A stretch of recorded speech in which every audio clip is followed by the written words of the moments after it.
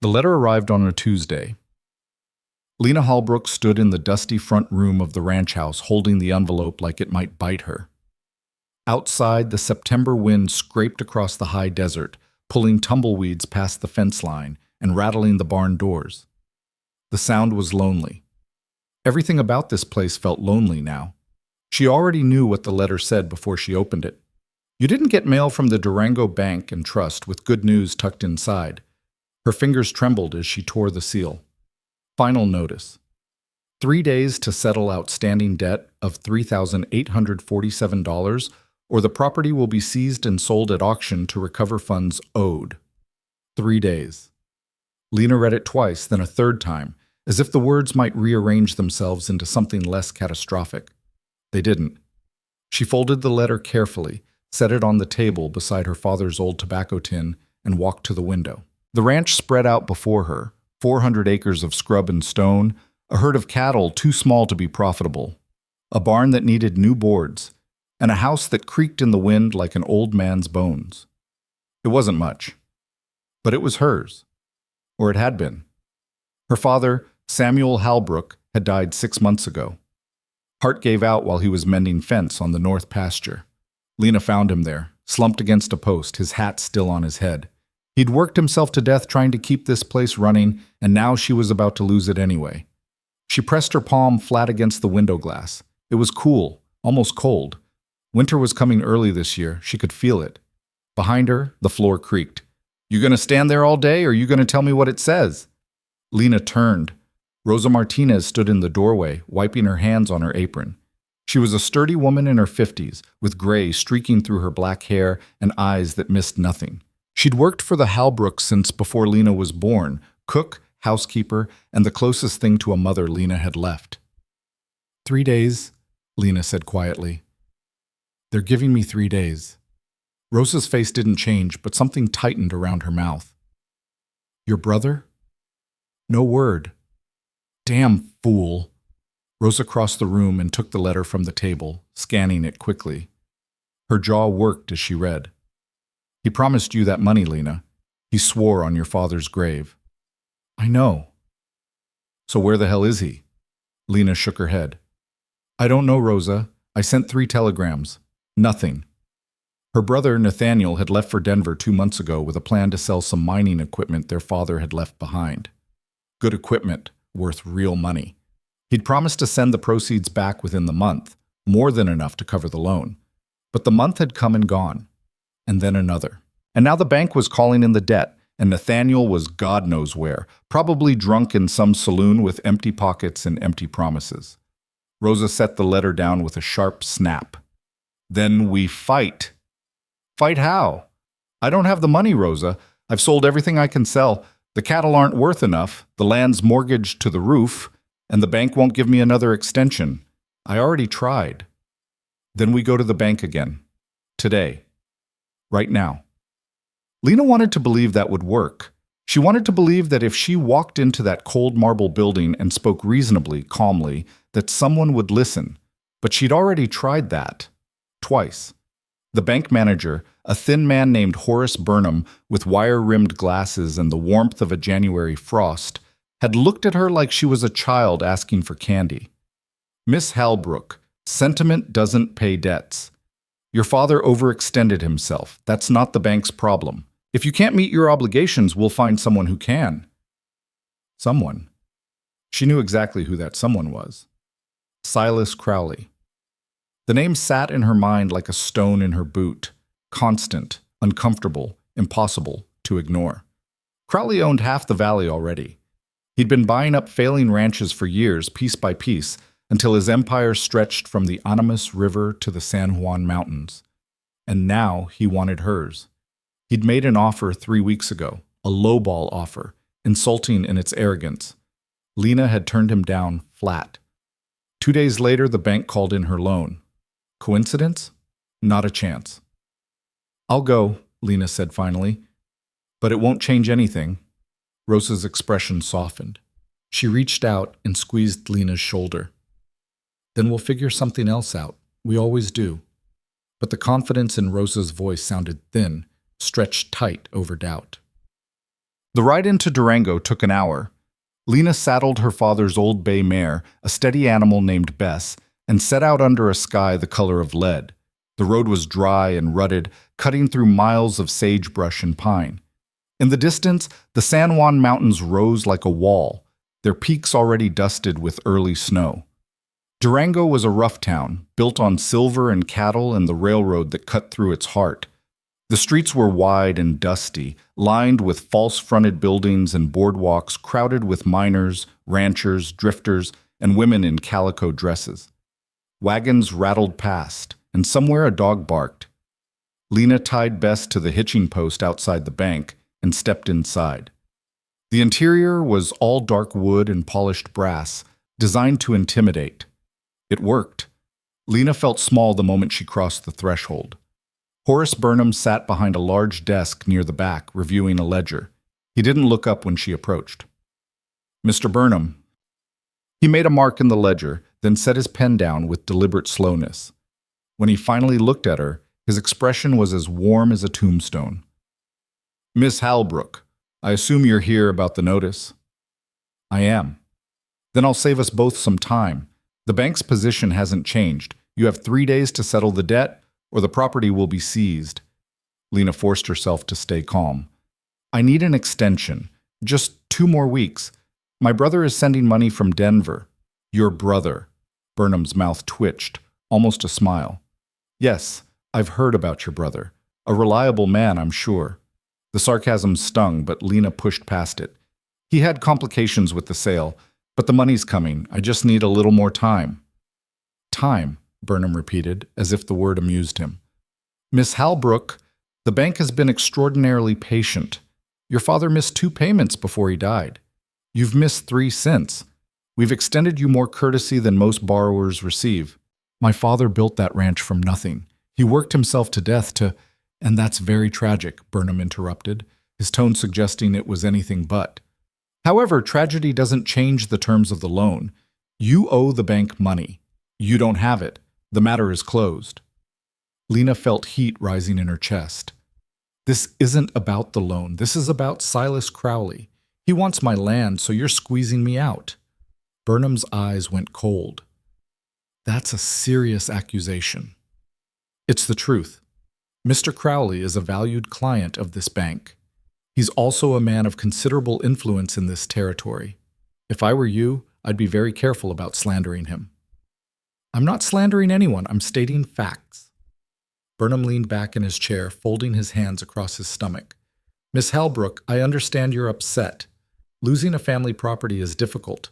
But you're a young woman, unmarried, no male relatives to speak of, trying to run a cattle ranch in one of the harshest climates in Colorado. It's simply not practical. Perhaps it's time to accept that some things aren't meant to be." The condescension in his voice made her teeth ache. She wanted to grab the ledger off his desk and throw it at his smug face, but that wouldn't help. Nothing would help. She took a breath, steadying herself. "If I bring you the money in 3 days, the loan is cleared? If you bring the full amount, $3,847 plus the accumulated interest, then yes, the loan will be satisfied." "Fine." She turned and walked out before he could say anything else. Outside, the afternoon sun was bright and harsh. Lena stood on the boardwalk, blinking against the glare, her heart pounding. 3 days. She didn't have $3,847. She didn't have half that. And Nathaniel, damn him, wasn't coming. She was going to lose the ranch. The realization settled over her like a weight, pressing down on her shoulders, her chest, her lungs. She wanted to scream. She wanted to cry. But neither of those things would change anything. So instead, she untied Bess and swung into the saddle. As she turned the horse toward home, a voice called out behind her. "Miss Halbrook?" She turned. A man stood on the boardwalk outside the saloon, leaning against the post with the easy posture of someone who'd spent a lifetime on the trail. He was tall, lean, with sun-darkened skin and eyes the color of worn denim. His hat was dusty, his boots scuffed, and he wore a gun on his hip like it belonged there. "Do I know you?" Lena asked. The man pushed off the post and walked toward her. His movements were smooth, unhurried. "Name's Rhett Calder. I knew your brother." Lena's stomach dropped. "Nathaniel?" "That's right." "Where is he?" Rhett stopped a few feet from her horse, his expression unreadable. Dead. The word hit her like a fist. What? Bar fight in Denver 3 weeks ago. He pulled a knife on the wrong man. Lena stared at him, trying to process the words. Nathaniel was dead. Her brother, stupid, reckless, infuriating Nathaniel, was dead. He owed me money, Rhett continued, his tone matter-of-fact. $500. Before he died, he told me about your situation. Said if anything happened to him, I should come here. Said maybe we could work something out. Lena's mind was spinning. Work what out? Rhett glanced around, then back at her. Not here. Somewhere private. I don't even know you. No, you don't. But your options are running thin, Miss Halbrook, and I'm offering you one. Lena wanted to tell him to go to hell. She wanted to ride away and never look back. But something in his eyes stopped her. Not pity, not sympathy, just a calm, steady certainty. The ranch, she said slowly, 2 miles north of town. If you're lying to me, I'm not. He said it simply, without defensiveness or bravado, just a statement of fact. Lena nodded once, then turned Bess and rode away. Behind her, Rhett Calder watched her go, then untied his own horse, a big roan gelding, and followed at a distance. Lena reached the ranch just as the sun was starting to dip toward the mountains. Rosa was in the kitchen when she walked in, kneading dough for bread. She took one look at Lena's face and stopped. What happened? Nathaniel's dead. Rosa's hand stilled. Dios mío. Bar fight in Denver, 3 weeks ago. Lena pulled off her hat and tossed it onto the table. And there's a man on his way here. Says Nathaniel owed him money. Says he wants to talk. About what? I don't know. Rosa wiped her hands on her apron, her expression wary. You think he's trouble? I think everyone's trouble right now. A few minutes later, hoofbeats sounded outside.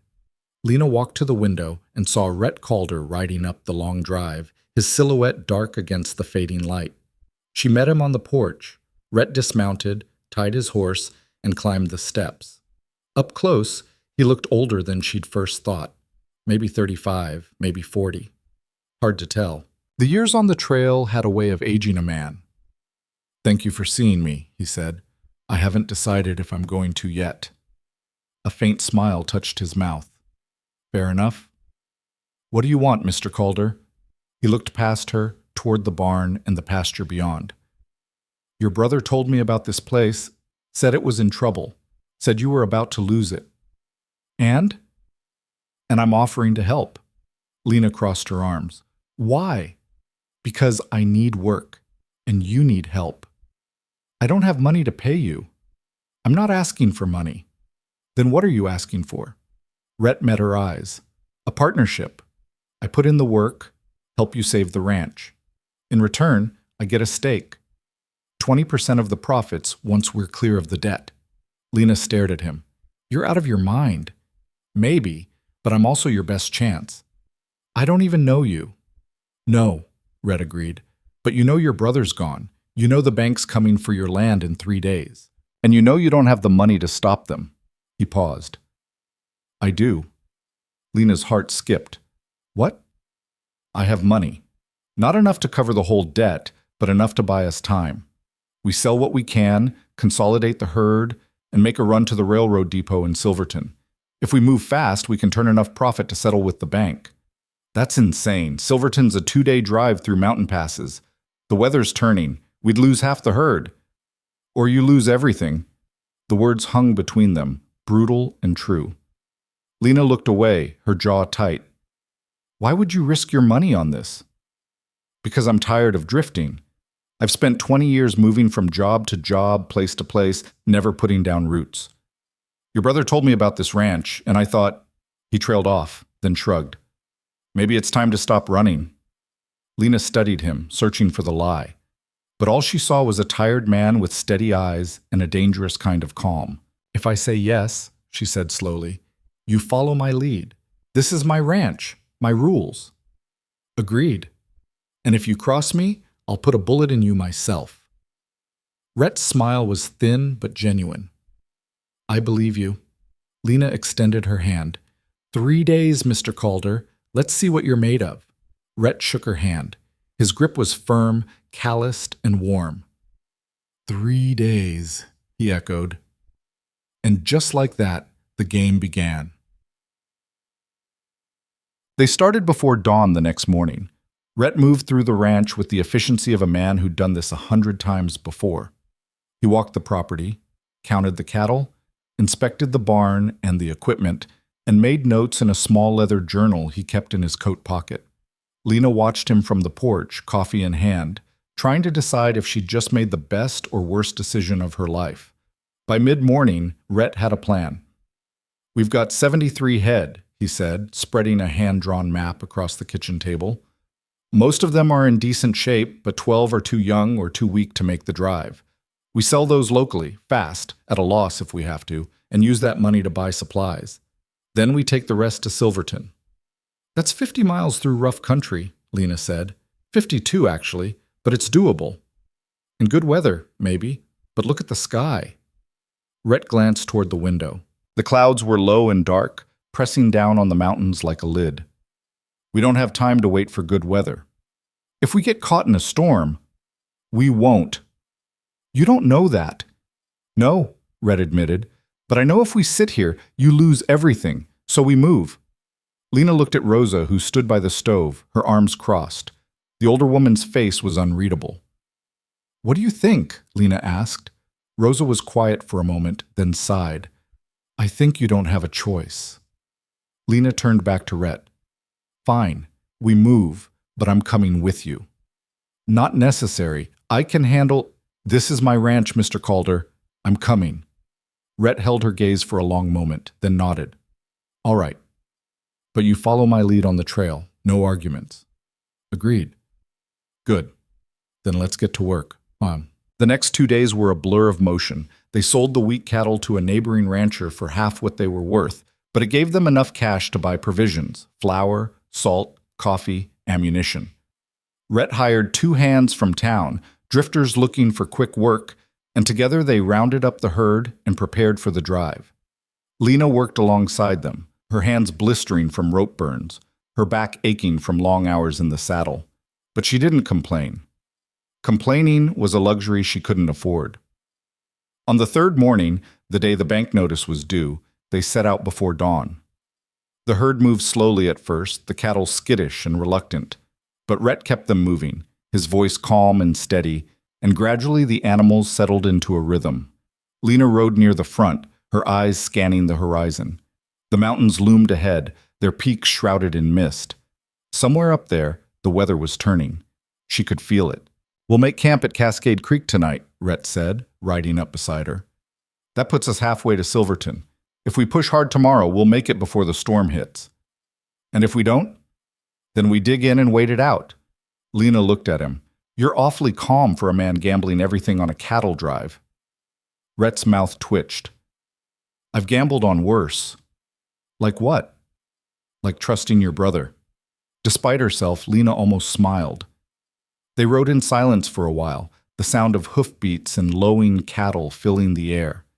The land around them was stark and beautiful, rolling hills covered in sagebrush, stands of pine and aspen, and the distant glint of a river cutting through the valley. "Why did you really come here?" Lena asked suddenly. Rhett glanced at her. "I told you, I needed work." "You could get work anywhere. Why here?" He was quiet for a moment, his eyes on the trail ahead. "Your brother talked about you, said you were stubborn, said you'd never give up even when you should. And I wanted to see if he was right." "What's your verdict?" Rhett looked at her, and for the first time she saw something like respect in his eyes. "I think he was right." Before Lena could respond, one of the hired hands shouted from the rear of the herd, "Rider coming in fast!" Lena turned, her hand instinctively moving to the rifle strapped to her saddle. A lone horseman was galloping toward them, kicking up dust. As he drew closer, Lena recognized him. Tom Grayson, one of Crowley's men. Her stomach tightened. Grayson pulled up hard, his horse snorting and stamping. He was a big man, thick-shouldered, with a face like a slab of granite. "Miss Halbrook," he said, tipping his hat in a mockery of politeness. "What do you want, Grayson?" "Mr. Crowley sent me. He heard you were making a drive to Silverton. Wanted me to pass along a message." I'm not interested in anything Crowley has to say. Grayson's smile didn't reach his eyes. He thinks you're making a mistake. Says the weather's turning bad. Says you'd be smart to turn around, head back to Durango, and take his offer while it's still on the table. Tell Crowley he can go to hell. Grayson's smile vanished. You're playing a dangerous game, Miss Halbrook. So is he. The tension stretched tight between them. Grayson's hand drifted toward the gun on his hip, and Lena's fingers tightened on her rifle. Then Rhett nudged his horse forward, positioning himself between Lena and Grayson. I think the lady made herself clear, Rhett said quietly. His voice was calm, but there was steel beneath it. You've delivered your message. Now, move along. Grayson looked at Rhett, sizing him up. Whatever he saw made him hesitate. This isn't over, Grayson said finally. No, Rhett agreed. It's not. Grayson wheeled his horse around and rode off, disappearing over the ridge. Lena let out a breath she hadn't realized she'd been holding. That was a warning, she said. I know. He's going to make a move. Probably. Lena looked at Rhett. You're not worried? Worrying doesn't change anything. We keep moving. And they did. Eat. They reached Cascade Creek just as the sun was setting. The campsite was a flat stretch of ground near the water, sheltered by a stand of cottonwoods. The cattle spread out along the creek, drinking and grazing, while the men set up camp. Lena sat by the fire, her body aching, her mind racing. Tomorrow they'd push for Silverton. If they made it, they'd have a chance. If they didn't, she didn't let herself finish the thought. Rhett sat down across from her, handing her a tin cup of coffee. You did good today, he said. I'm not dead yet. That's something. Rhett smiled faintly. It's more than something. They sat in silence, watching the fire. The flames danced and crackled, casting flickering shadows across the camp. Can I ask you something? Lena said. Go ahead. What happened to you before all this? Rhett took a sip of coffee, his expression thoughtful. Nothing worth talking about. I drifted, worked ranches, drove cattle, took odd jobs, never stayed anywhere long. Why not? Because staying meant putting down roots, and roots meant getting hurt when things fell apart, which they always did. So you just gave up? Not gave up, just stopped trying. Lena studied him. And now?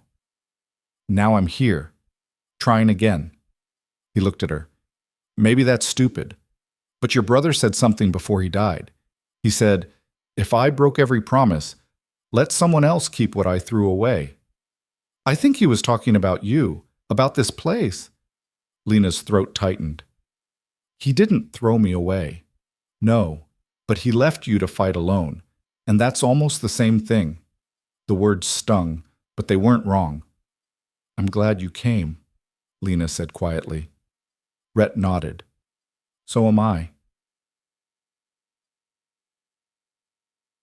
The storm hit an hour before dawn. Lena woke to the sound of thunder rolling across the mountains and rain hammering against her bedroll. She scrambled to her feet, pulling on her coat and hat, and ran toward the herd.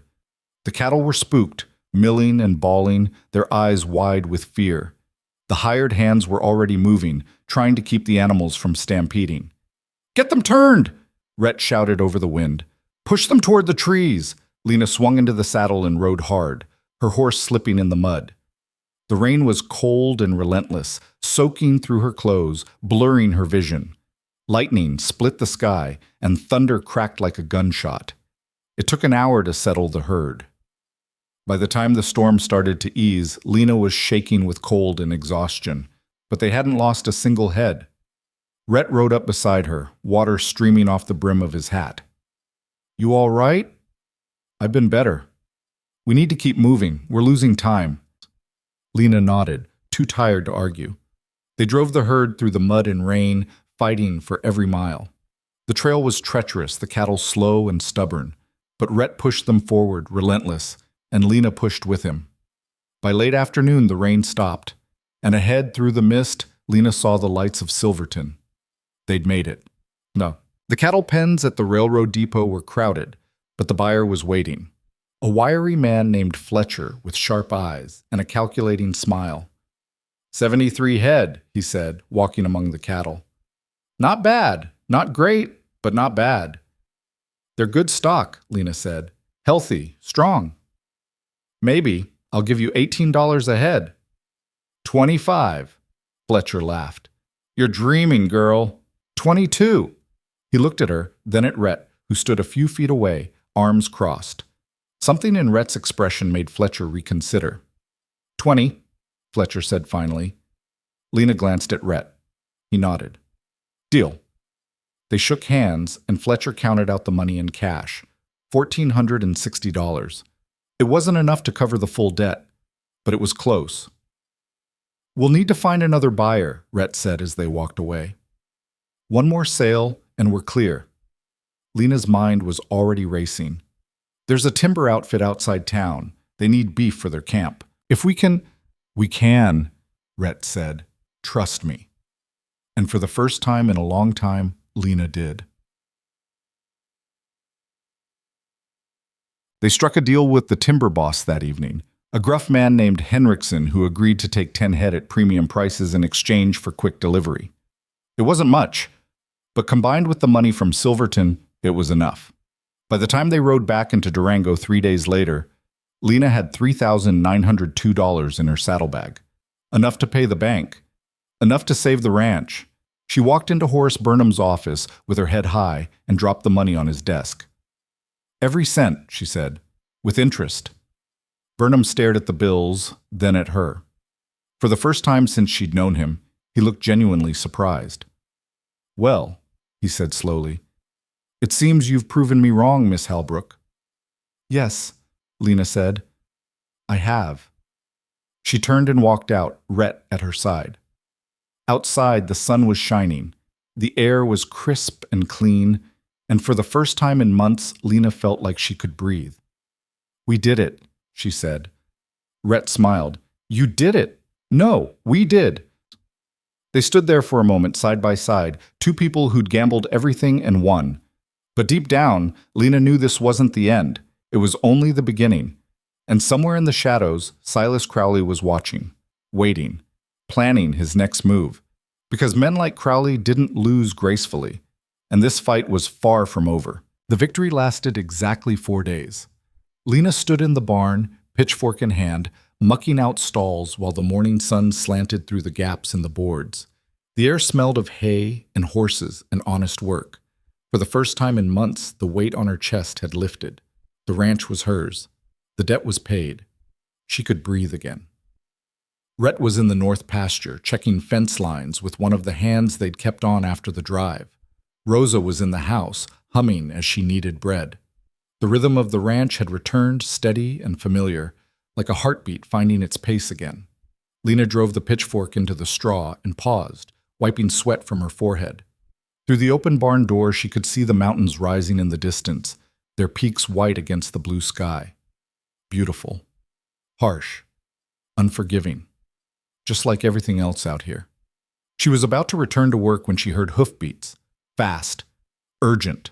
Lena stepped out of the barn, shading her eyes against the sun. A rider was coming up the drive, his horse lathered and breathing hard. As he got closer, she recognized him. Billy Tate, a young ranch hand who worked for the Hendersons, a family that ran a spread about 10 miles east. Billy pulled up hard, nearly falling out of the saddle. "Miss Halbrook." Lena caught his arm, steadying him. "Billy, what's wrong?" "It's the Hendersons. Their water's been cut off. Someone dammed up the creek that feeds their property. Livestock's dying. They tried to clear it, but there were men waiting, armed men." Lena's stomach dropped. "Who?" "Crowley's men." The name hit her like a fist. She should have known, should have expected this. "Is anyone hurt?" "Not yet, but Mr. Henderson sent me to warn the other ranchers. He says Crowley's making a move, says if we don't stand together, he'll pick us off one by one." Lena's jaw tightened. "Where's your father now?" "At the ranch, trying to figure out what to do. But, Miss Halbrook, he's scared. We all are." "Tell him I'm coming. Tell him to gather anyone who'll listen. We meet tonight at his place." Billy nodded, swung back into the saddle, and rode off. Lena stood there for a moment, her hands clenched into fists. She'd paid the bank. She'd saved the ranch. But Crowley didn't care about debts or deeds. He cared about power, and he wasn't going to stop until he had it all. Rhett rode up a few minutes later, his horse's hooves crunching on the gravel. He took one look at her face and dismounted. What happened? Crowley's moving. He cut off the Hendersons' water, ran them off their own land. Rhett's expression didn't change, but something cold flickered in his eyes. He's testing the valley, seeing who'll fight back. Then we fight. That's what he wants. He'll bait you into doing something reckless, then use it as an excuse to bring in the law. Or worse. So what do? Just let him take whatever he wants? Rhett was quiet for a moment, his gaze distant. No, but we don't fight him head on, not yet. We need to be smarter than that. Smart how? By making him overplay his hand. Lena stared at him. You have a plan. The start of one. But it's risky. Everything's risky. Rhett almost smiled. Fair point. That evening, Lena and Rhett rode to the Henderson ranch. By the time they arrived, a dozen other ranchers had gathered in the Hendersons' barn, their faces grim and wary. These were hard men and women, people who'd carved lives out of rock and sagebrush. But tonight, they looked afraid. John Henderson stood at the front, a tall man in his 50s with a weathered face and calloused hands. His wife Martha stood beside him, her arms crossed, her jaw set. Thank you for coming, Henderson said. I know it's a risk just being here, but if we don't stand together, Crowley's going to crush us all. A rancher named Elias Pruitt spoke up, his voice rough. What do you want us to do, John? He's got money, men, and the law in his pocket. We can't fight that. We don't have to fight him with guns, Lena said, stepping forward. We fight him with proof. We expose what he's doing and make it impossible for him to hide. Pruitt snorted. And how do you propose we do that? By catching him in the act. The room went quiet. Henderson frowned. Explain. Lena glanced at Rhett, who gave her a small nod. She took a breath. Crowley's been careful so far. He uses intermediaries, keeps his hands clean, but he's getting bold. Cutting off water, burning barns, running people off their land. Sooner or later, he's going to make a mistake. And when he does, we'll be there to document it. And then what? Martha Henderson asked. We take it to the sheriff? He's on Crowley's payroll. Not the sheriff, Rhett said quietly. The territorial governor, or a federal marshal, someone Crowley can't buy. Pruitt shook his head. You're dreaming. Even if we get proof, Crowley will bury it, or bury us. Maybe, Lena said. But doing nothing guarantees we lose. At least this way we have a chance. The room buzzed with uneasy murmurs. Lena could see the fear in their eyes, the doubt. These people had families, livelihoods, everything to lose, and she was asking them to risk it all on a gamble. Henderson looked at his wife. She met his gaze, then nodded slowly. All right, Henderson said. We'll try it your way. But if this goes south, Lena, it's on you. I know. Good. Then let's get to work. They spent the next 2 hours planning. Rhett suggested they set up watches on the most vulnerable properties, rotating shifts so no one was left exposed.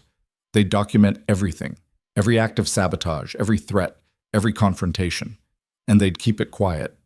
If Crowley knew what they were doing, he'd change tactics. By the time the meeting broke up, Lena felt a cautious flicker of hope. It wasn't much, but it was something. As they rode home, Rhett was quiet, his eyes on the road ahead. You think this will work? Lena asked. I think it's the best shot we've got. That's not an answer. Rhett glanced at her. You want honesty? I think Crowley's been doing this long enough to know how to cover his tracks. I think he's ruthless and smart and willing to do things we won't. But I also think he's arrogant, and arrogance makes people sloppy. So we wait for him to get sloppy. We wait, and we watch. Lena nodded, though her stomach was tight with unease. Waiting felt like surrender, but Rhett was right. If they moved too soon, they'd lose. So they waited. The attacks came sporadically over the next 2 weeks. A fence cut here, a water hole poisoned there. Small things, designed to drain resources and morale. Each time the ranchers documented it, took notes, gathered evidence. But nothing pointed directly back to Crowley. His men were careful, moving at night, leaving no witnesses. Lena felt the frustration building like steam in a kettle.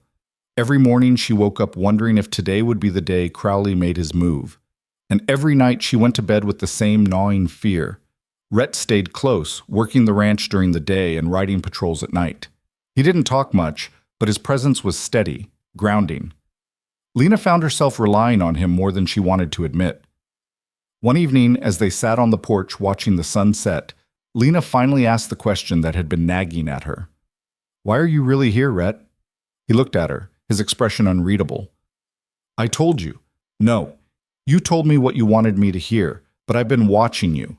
You're not just some drifter looking for work. You're too careful, too controlled. You've done this before." Rhett was silent for a long moment, then he sighed. "You're right.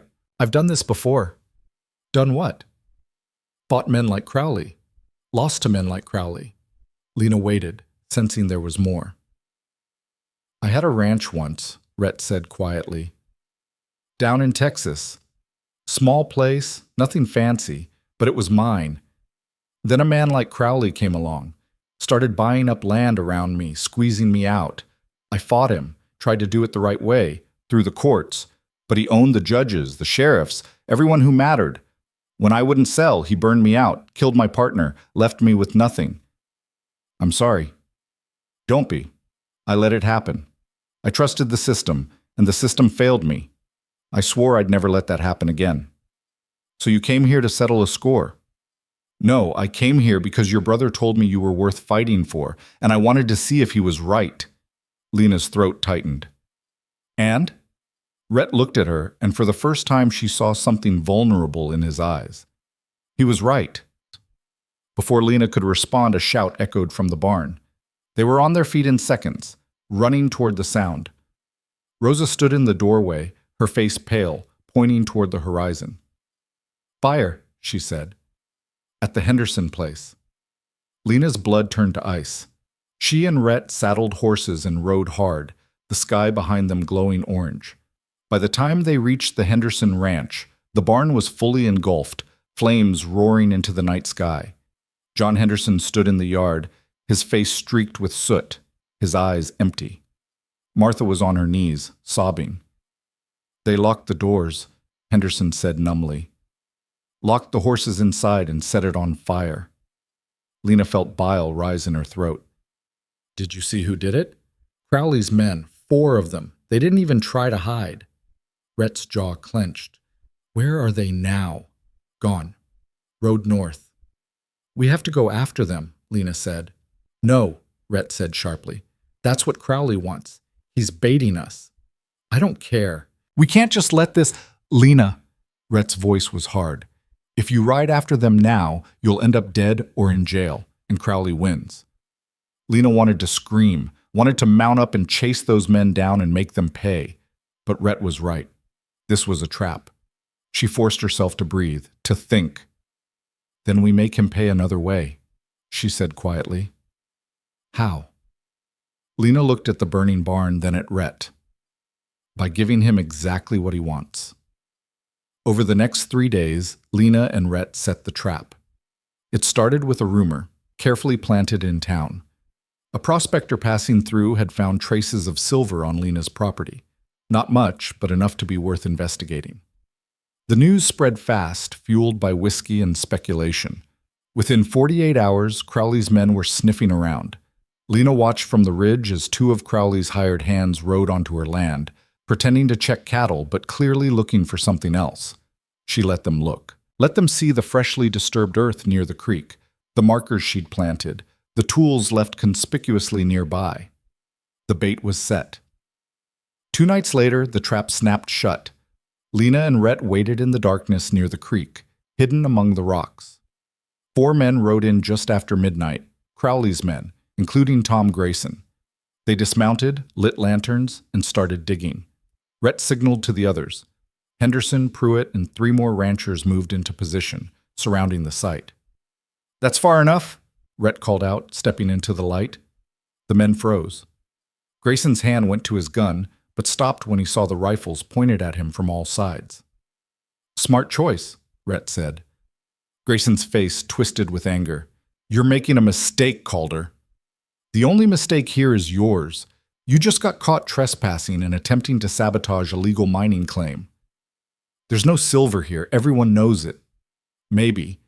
But you're still on my land, and you're still under arrest. You're not the law. No, a new voice said. But I am. A man stepped out of the shadows, U.S. Marshal Thomas Wade, a hard-faced man in his 40s who'd ridden in from Denver at Rhett's request. He'd been watching from the ridge, documenting everything. Marshal, Grayson said, his voice tight. This is a misunderstanding. Is it?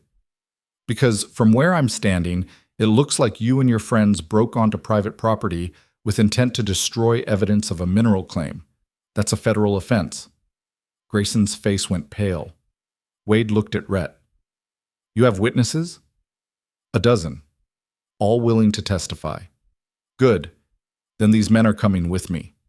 As Wade's deputies moved in to take the men into custody, Grayson shot Lena a look of pure hatred. Crowley's not going to let this stand. I'm counting on it, Lena said. The trial was swift and brutal. With the marshal's testimony and the evidence from the other ranchers, the case against Crowley's men was airtight.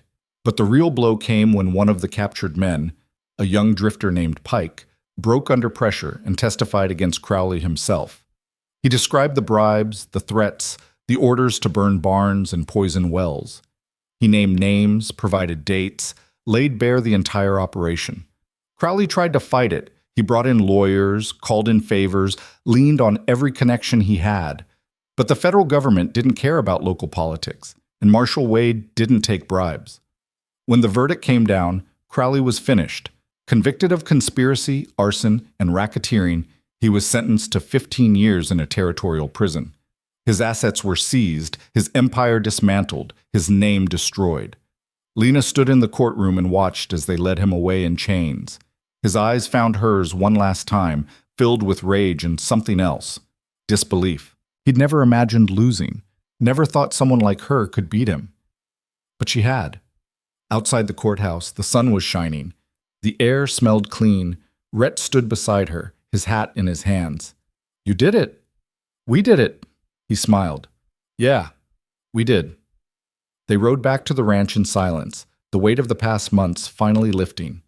When they reached home, Rosa was waiting on the porch, her face lit with relief. Is it over? She asked. It's over, Lena said. Rosa crossed herself, tears streaming down her face. Gracias. Gracias. That night, they gathered in the kitchen. Lena, Rhett, Rosa, and a few of the neighboring ranchers who'd stood with them. They drank whiskey and told stories and laughed for the first time in what felt like years. As the night wore on and the others drifted away, Lena found herself alone with Rhett on the porch.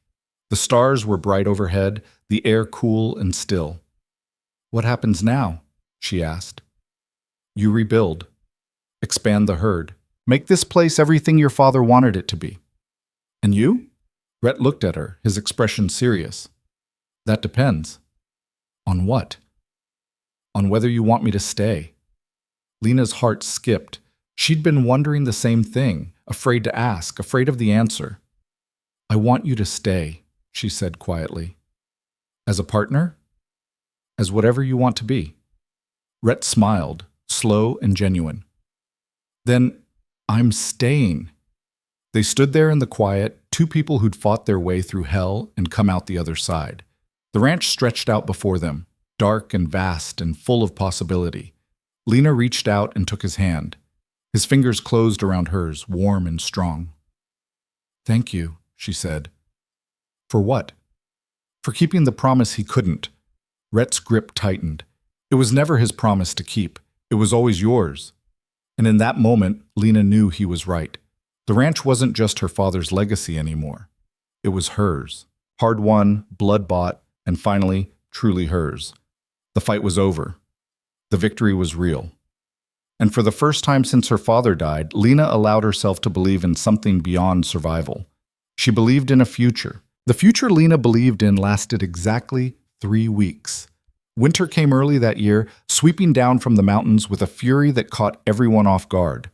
The first snow fell in mid-October, heavy and relentless, blanketing the valley in white. The cattle huddled together in the pastures, their breath steaming in the frozen air.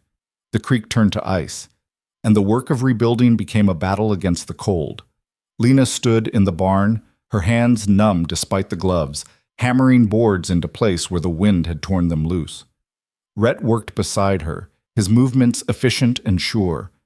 They'd fallen into a rhythm over the past weeks, a partnership that extended beyond business into something deeper, something neither of them had quite put words to yet. Rosa brought them coffee at midday, the steam rising from the cups like smoke. "You two are going to work yourselves to death," she said, her tone half scolding, half affectionate. "Better than freezing to death," Lena replied, wrapping her hands around the cup. Rosa shook her head but didn't argue. She'd seen enough frontier winters to know that survival meant constant motion, constant vigilance. You stopped moving, you died. Simple as that. That afternoon, a rider appeared on the ridge. Lena spotted him first, a dark figure silhouetted against the gray sky. Her hand instinctively moved to the rifle leaning against the barn wall. Rhett followed her gaze. "Expecting someone?" "No." They watched as the rider descended the slope, taking his time.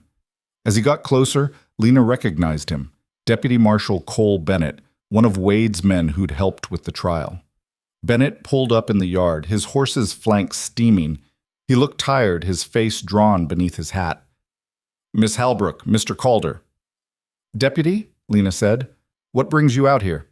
Bennett dismounted, pulling an envelope from his coat.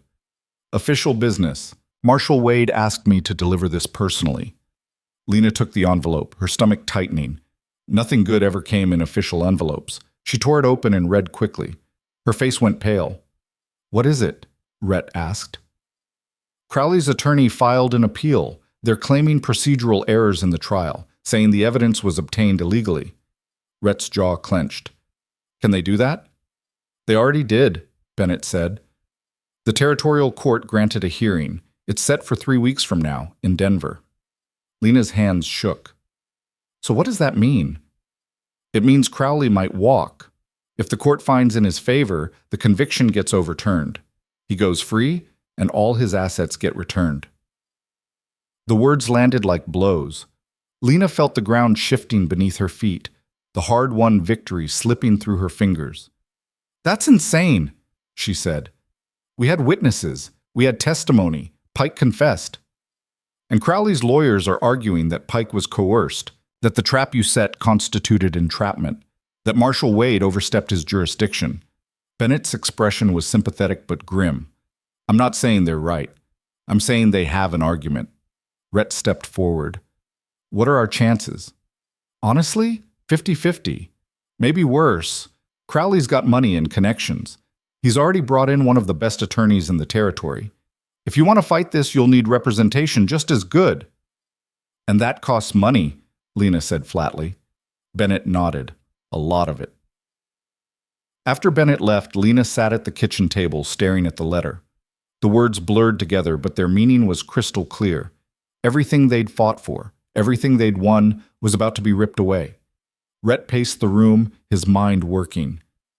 "How much money do we have?" "Enough to get through the winter. Maybe, if nothing else goes wrong." "Not enough for a lawyer." "Not even close." Rosa set a plate of food in front of Lena, but she couldn't eat. Her appetite had vanished. "There has to be another way," Rosa said. "There isn't," Lena replied. "Crowley's got us boxed in. Even from prison, he's still pulling strings." Rhett stopped pacing. "Then we need to cut those strings." Lena looked up. "How?" "By finding out who's funding his appeal. Lawyers like that don't work for free. Someone's paying them. Someone with deep pockets and a vested interest in seeing Crowley walk." "You think it's another land baron? Or a group of them?" Crowley wasn't working alone.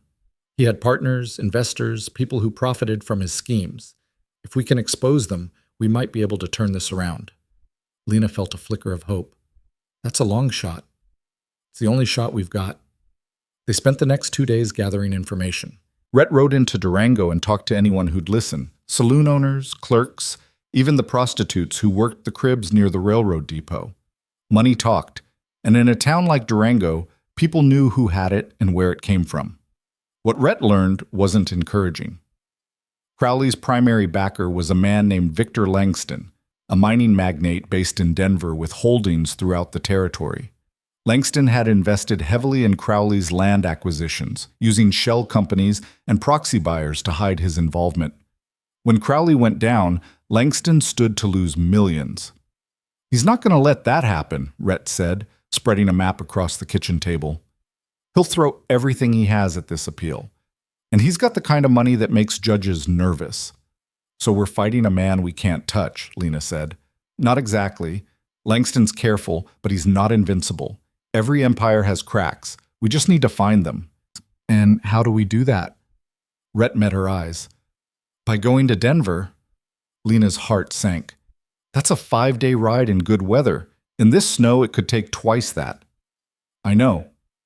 "And even if we make it, what then? We knock on Langston's door and ask him nicely to stop trying to free a convicted criminal? No. We dig. We find proof of his involvement. We expose the connection between him and Crowley, and we give Marshal Wade something he can use." Lena wanted to argue, to say it was too risky, too desperate, but desperation was all they had left. "All right," she said. "When do we leave?" "Tomorrow, before the next storm hits." That night, Lena barely slept. She lay in bed, listening to the wind howl outside, thinking about everything that could go wrong. They could get caught in a blizzard and freeze to death. They could reach Denver and find nothing. Langston could have them arrested or worse. But staying meant losing. And Lena had fought too hard to lose now. Before dawn, she rose and dressed in her warmest clothes: wool trousers, a heavy coat, gloves, and her father's old hat. She strapped her rifle to her saddle and packed supplies for the journey. Rhett was already in the barn, saddling his roan. He looked up as she entered. "Ready?" "As I'll ever be." Rosa appeared in the doorway carrying a sack of food. "You're both crazy. You know that?" "Probably," Lena said, taking the sack. Rosa's eyes glistened. "Come back safe." "We will." They rode out as the sun broke over the mountains, painting the snow gold and pink. The cold was brutal, biting through their clothes, but they pushed on, following the old stagecoach road toward Denver. The first 2 days were grueling. The snow slowed them down, and twice they had to dismount and lead the horses through drifts that came up to their knees. At night, they made camp in whatever shelter they could find: a stand of trees, an abandoned line shack, once a cave that stank of bear but at least blocked the wind. Rhett proved to be a steady traveling companion, quiet but watchful. He knew how to read the land, how to find the safest path, how to keep the fire going even when the wood was wet. And when Lena's spirits flagged, he was there with a word or a look that reminded her why they were doing this. On the third day, the weather broke. The sun came out, weak but welcome, and the temperature rose just enough to make travel bearable. They made good time, covering nearly 30 miles before nightfall. That evening, as they sat by the fire, Lena finally asked the question that had been nagging at her. "What if we fail?" Rhett poked at the fire with a stick, sending sparks spiraling into the darkness. "Then we lose, and we start over somewhere else." "Just like that?" "Just like that." "You make it sound easy." "It's not, but it's survivable." He looked at her. "I've lost everything before, Lena. It didn't kill me. And it won't kill you. I don't want to lose the ranch." "I know. But wanting something and keeping it are two different things. All we can do is fight for it. The rest is out of our hands." Lena stared into the flames. "My father used to say something similar. He said the land doesn't owe you anything. You have to earn it every single day." Smart man. He was. But it didn't save him. No. But it gave you a foundation, something to build on. That's more than most people get. Lena didn't respond, but she felt the truth in his words. Her father hadn't left her money or connections or an easy path.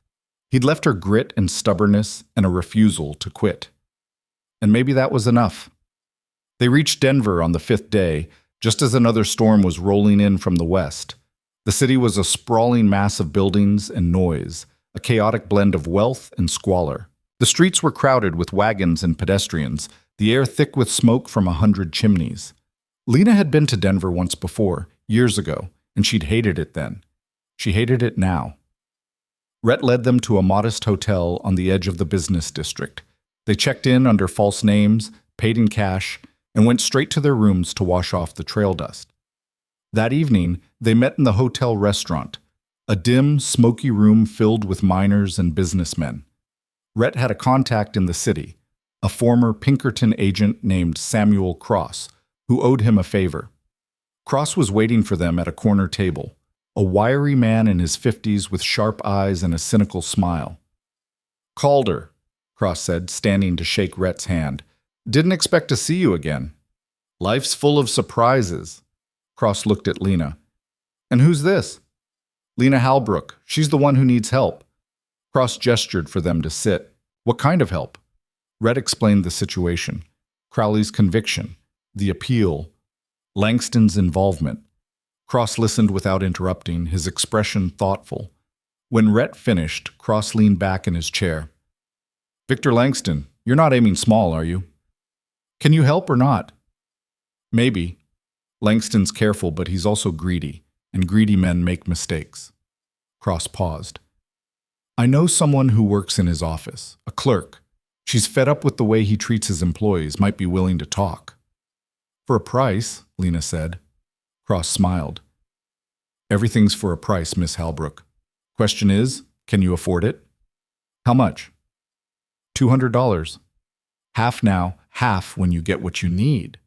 Lena's stomach dropped. $200 was a fortune, but they'd come too far to turn back now. "Deal," she said. Cross nodded. "I'll set up a meeting. Give me 2 days."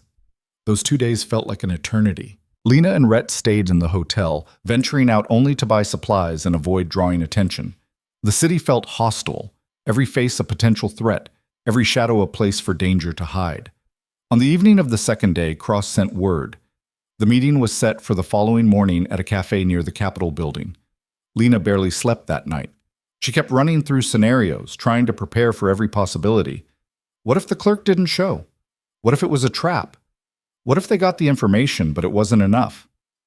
At dawn, she and Rhett left the hotel and walked to the cafe. The streets were quiet, the city still waking up. Inside, the cafe was warm and smelled of coffee and fresh bread. The clerk was already there, sitting in a corner booth. She was a young woman, maybe 25, with auburn hair and tired eyes. She looked nervous. Lena and Rhett slid into the booth across from her. "You're Miss Halbrook?" the woman asked. "I am. And you are?" "Alice Merritt. Sam Cross said you need information about Mr. Langston." "That's right." Alice glanced around, then leaned forward. "I've worked for him for 3 years. I've seen things, terrible things. He's not just a businessman. He's a criminal. He uses shell companies to hide his assets, bribes officials, and destroys anyone who gets in his way." "Can you prove it?" Rhett asked. Alice reached into her coat and pulled out a small ledger. "This is a copy of his private accounts. It shows payments to Crowley, to lawyers, to judges, everything." Lena's heart leapt. "Why are you giving this to us?" "Because I'm tired of being complicit. I've watched him ruin lives, and I can't do it anymore. But I need your promise. If this gets out, my name stays out of it. I have a daughter. I can't risk losing her." "You have my word," Lena said. Alice handed over the ledger. Lena flipped through it, her eyes scanning the entries. It was all there. Damning, irrefutable proof of Langston's involvement. "This is incredible," she said. "Thank you." Alice stood. "Just make sure it counts." She left without another word, disappearing into the morning crowd. Lena and Rhett sat in silence, staring at the ledger. "We've got him," Lena said finally. "Yeah," Rhett agreed, "we do." They took the ledger straight to Marshal Wade's office. Wade was a hard man to impress, but when he saw the contents, his eyes widened. "Where did you get this?" "Does it matter?" Lena asked. Wade studied her, then shook his head. "No, I suppose it doesn't." He flipped through the pages, his expression growing darker. "This is enough to bring charges against Langston, and it'll torpedo Crowley's appeal." "Can you use it?" "Damn right I can. I'll take this to the federal prosecutor today. With this evidence, Langston's done, and so is Crowley." Relief flooded through Lena, so intense it made her dizzy. "Thank you." Wade looked at her with something like respect. You've got guts, Miss Halbrook. More than most men I know. I had good help, she said, glancing at Rhett. Wade nodded. Get yourselves home. I'll handle it from here. They left Denver the next morning, riding back through the snow with lighter hearts. The journey home was faster, the weather holding just long enough for them to make good time. When they finally crested the ridge overlooking the ranch, Lena felt tears sting her eyes. The house stood solid against the white landscape, smoke rising from the chimney. It looked small and fragile and impossibly precious. Rosa was waiting on the porch when they rode up. She ran to meet them, her face wet with tears. You're back. Thank heavens you're back. Lena dismounted and hugged her. It's over, Rosa. We won. Are you sure? I'm sure. That night they gathered around the kitchen table, Lena, Rhett, Rosa, and shared a bottle of whiskey Lena's father had been saving for a special occasion. They toasted to survival, to justice, to the stubborn refusal to break. And as the fire crackled and the wind howled outside, Lena felt something she hadn't felt in a long time. Peace. The appeal was dismissed 2 weeks later. Langston was arrested and charged with fraud, bribery, and racketeering. Crowley's conviction stood. His sentence was extended, and his empire, already crumbling, collapsed completely. The valley breathed easier. The ranchers who'd stood with Lena began to rebuild, their faith restored. And slowly, painfully, the land healed. Lena threw herself into the work of the ranch with renewed purpose. She expanded the herd, repaired the buildings, and negotiated new contracts with buyers in Silverton and Durango. Rhett worked beside her, his partnership evolving into something deeper, something neither of them spoke about but both understood. One evening, as they stood on the ridge watching the sunset, Rhett finally broke the silence. I've been thinking. About what? About staying, not just for the season, permanently. Lena's heart skipped. As a partner? As whatever you'll have me as. She looked at him, seeing the vulnerability in his eyes, the hope. I'd like that. Yeah? Yeah? Rhett smiled, slow and genuine. Good. They stood there in the fading light, two people who'd fought their way through hell and found something worth holding on to. The ranch stretched out before them, vast and harsh and beautiful. And for the first time, Lena let herself believe it was truly hers. The belief in permanence shattered on a Tuesday in March when spring was just starting to break winter's grip on the valley. Lena was in the north pasture, checking on the new calves, when she saw the smoke. It rose from the direction of the ranch house, a dark column against the pale blue sky. Her heart stopped. Then it started again, racing, pounding in her ears as she kicked her horse into a gallop. The barn was burning, not just burning, engulfed. Flames roared from every opening, climbing the walls, devouring the roof. The heat was so intense she had to pull up 50 yards away, her horse screaming and rearing. Through the crackle and roar she heard another sound that made her blood turn to ice. Horses. Screaming inside. No! Lena threw herself from the saddle and ran toward the barn.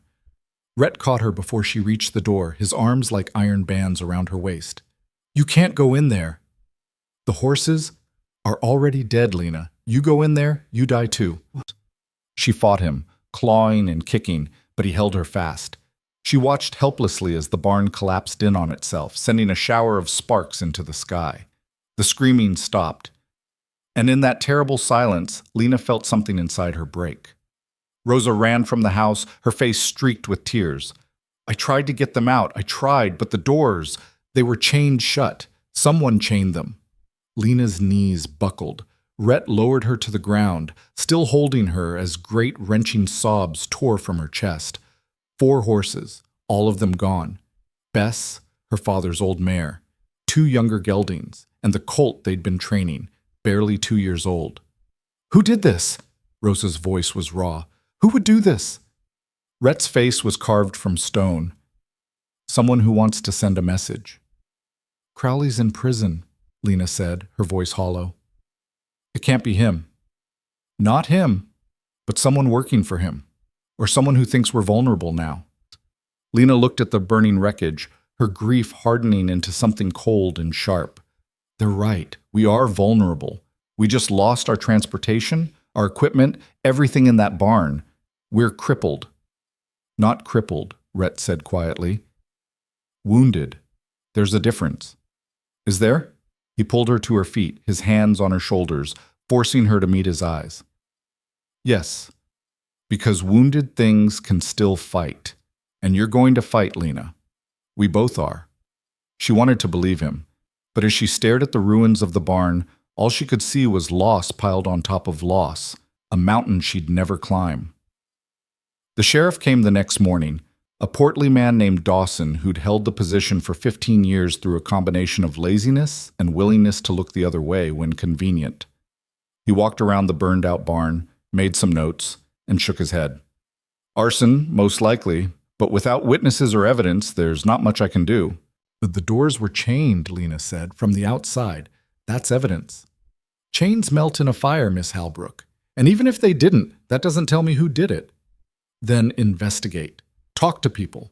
Someone must have seen something." Dawson's expression was sympathetic but empty.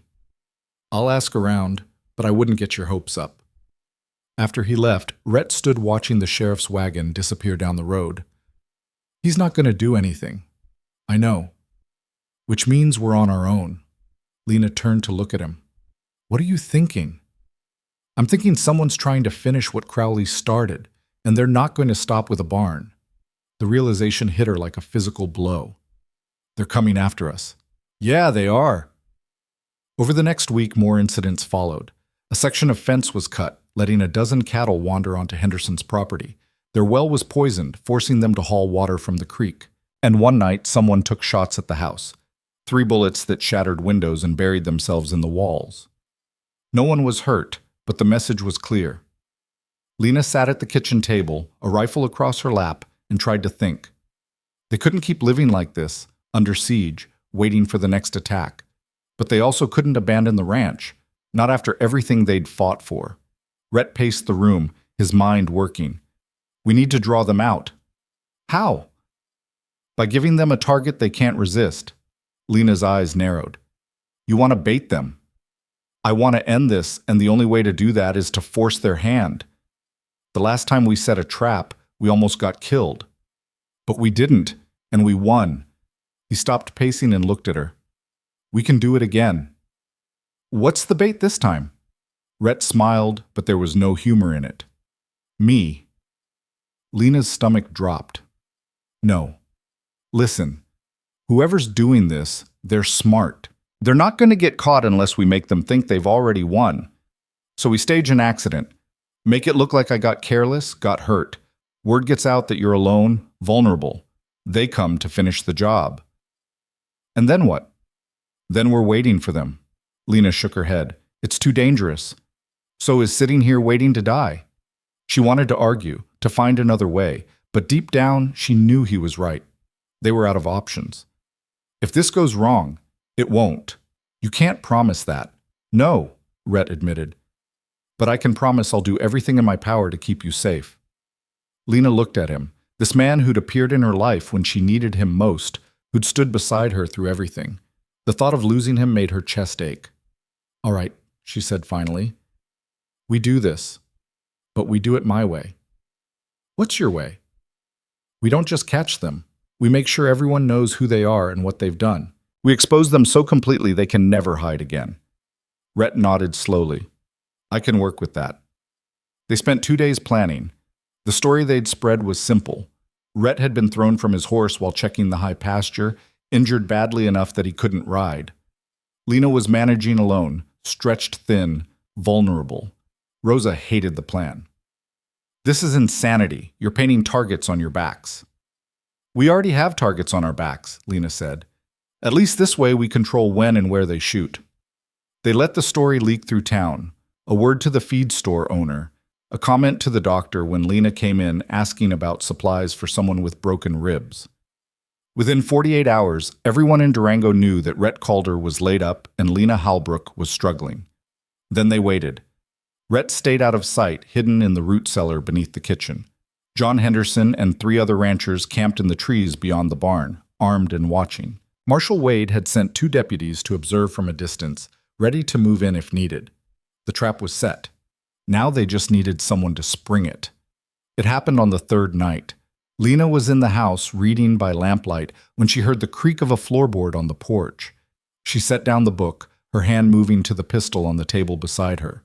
The door burst open. 3 men rushed in, guns drawn. Lena recognized one of them, Jake Reese, a hired gun who'd worked for Crowley. The other 2 were strangers, hard-faced men with dead eyes. "Where's Calder?" Reese demanded. Lena stood slowly, keeping her hands visible. "He's not here." "Don't lie to me. We know he's here. We know he's hurt." "He left yesterday. Went to Denver for supplies." Reese stepped closer, his gun leveled at her chest. "You're a terrible liar, Miss Halbrook. And you're a fool if you think you'll get away with this." Reese smiled. "Who's going to stop us? The sheriff? He doesn't care what happens out here." "Maybe not, but I do." The voice came from behind them. Rhett stood in the doorway leading to the cellar, a shotgun in his hands, very much not injured. Reese spun, but before he could raise his gun, the windows shattered. Henderson and his men burst through, rifles trained on the intruders. "Drop your weapons," Henderson ordered. For a moment, nobody moved. Then slowly, reluctantly, Reese and his men lowered their guns. Marshal Wade's deputies came through the front door, taking control of the situation. Wade himself walked in a moment later, his expression grim. "Jake Reese," he said. "Should have known you'd be involved." Reese glared at Lena.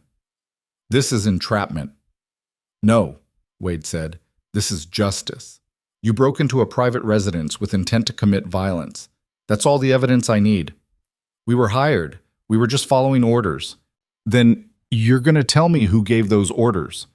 Reese clenched his jaw, but one of the other men spoke up. "It was Langston, Victor Langston. He's still running things from his jail cell. Said if we took care of the Halbrook woman, he'd make it worth our while." Wade's expression darkened. "Is that so?" "I ain't taking the fall for him. He promised us $500 each. Said she was a threat to his business interests." Wade looked at Lena. "Looks like you rattled the wrong cage." "Looks like it," Lena agreed. As the deputies led the men away, Rhett moved to stand beside her. "You all right?" "I will be." Henderson clapped Rhett on the shoulder. "Hell of a plan, Calder. Risky, but it worked." "Wasn't my plan. It was hers." Henderson looked at Lena with newfound respect. "You've got steel in your spine, Miss Halbrook. Your father would be proud." Lena's throat tightened. "Thank you, John." After everyone left, Lena and Rhett stood on the porch, watching the sun rise over the mountains. The air was cool and clean, the sky streaked with gold and pink. "It's really over this time," Lena said. "Yeah, it is. Langston's finished. Crowley's finished. We can finally move forward." Rhett turned to look at her. "Is that what you want? To move forward?" "What do you mean?" "I mean, are you ready for what comes next? Because it's not going to be easy. Rebuilding the barn, replacing the horses, expanding the operation, that takes time and money and backbreaking work." "I know that. And it takes partners, real partners, not just business arrangements." Lena's heart started to race. "What are you saying, Rhett?" He took her hand, his calloused fingers warm against hers. "I'm saying I love you. I'm saying I want to build a life here, with you. Not just as a hired hand or a business partner, but as your husband. If you'll have me." Lena stared at him, her eyes stinging with tears. She'd been so focused on survival, on fighting, that she hadn't let herself think about what came after. But now, standing here with this man who'd given her everything, the answer was clear. "Yes," she said. "Yes, I'll have you." Rhett's smile was like sunrise breaking through storm clouds. He pulled her close and kissed her, and for the first time in what felt like forever, Lena allowed herself to feel something other than fear or anger or determination. She felt joy. They were married a month later in a small ceremony at the ranch. Henderson and his family came, along with Rosa and a handful of other ranchers who'd stood with them through everything. Marshal Wade even showed up, bringing a bottle of whiskey as a wedding gift. The ceremony was simple, conducted by a traveling preacher who happened to be passing through. But simple didn't mean it wasn't meaningful. When Rhett slipped the ring onto Lena's finger, a a simple gold band that had belonged to his mother, she felt the weight of the promise it represented. "I promise to stand beside you," he said quietly, "through drought and storm, prosperity and loss.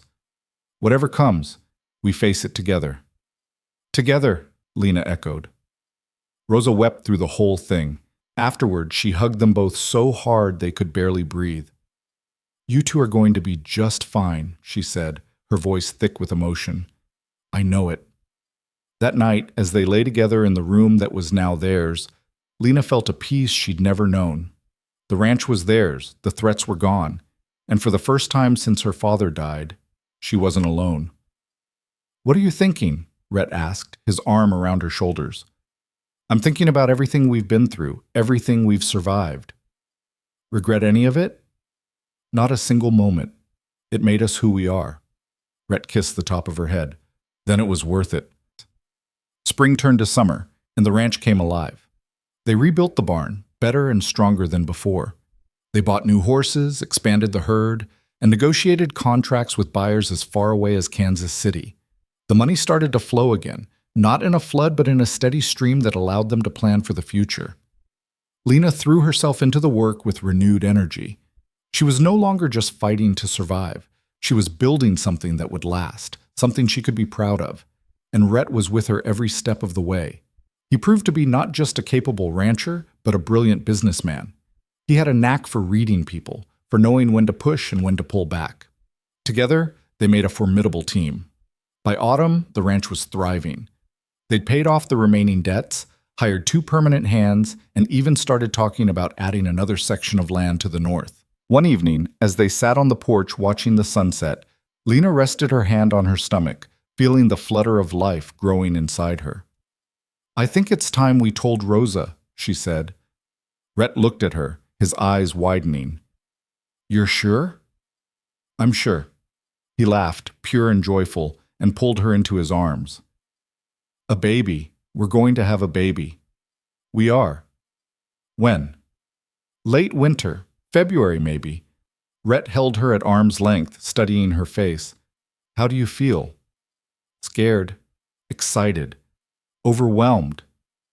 "That sounds about right." They told Rosa that night. The older woman cried again, of course, and immediately started planning. She'd need to set up a nursery, gather supplies, make sure they had everything they needed. Lena and Rhett just smiled and let her fuss. Rosa had earned the right to be excited. The pregnancy wasn't easy. Lena was sick most mornings, exhausted by afternoon, and uncomfortable all the time. But she refused to slow down. There was too much work to do, too much at stake. Rhett tried to get her to rest, but she was stubborn. "I'm pregnant, not dying. I can still work." "I know you can, but should you?" "The ranch doesn't stop because I'm having a baby." "No, but you can delegate. Let the hands do more. Let me do more." Lena knew he was right, but letting go was hard.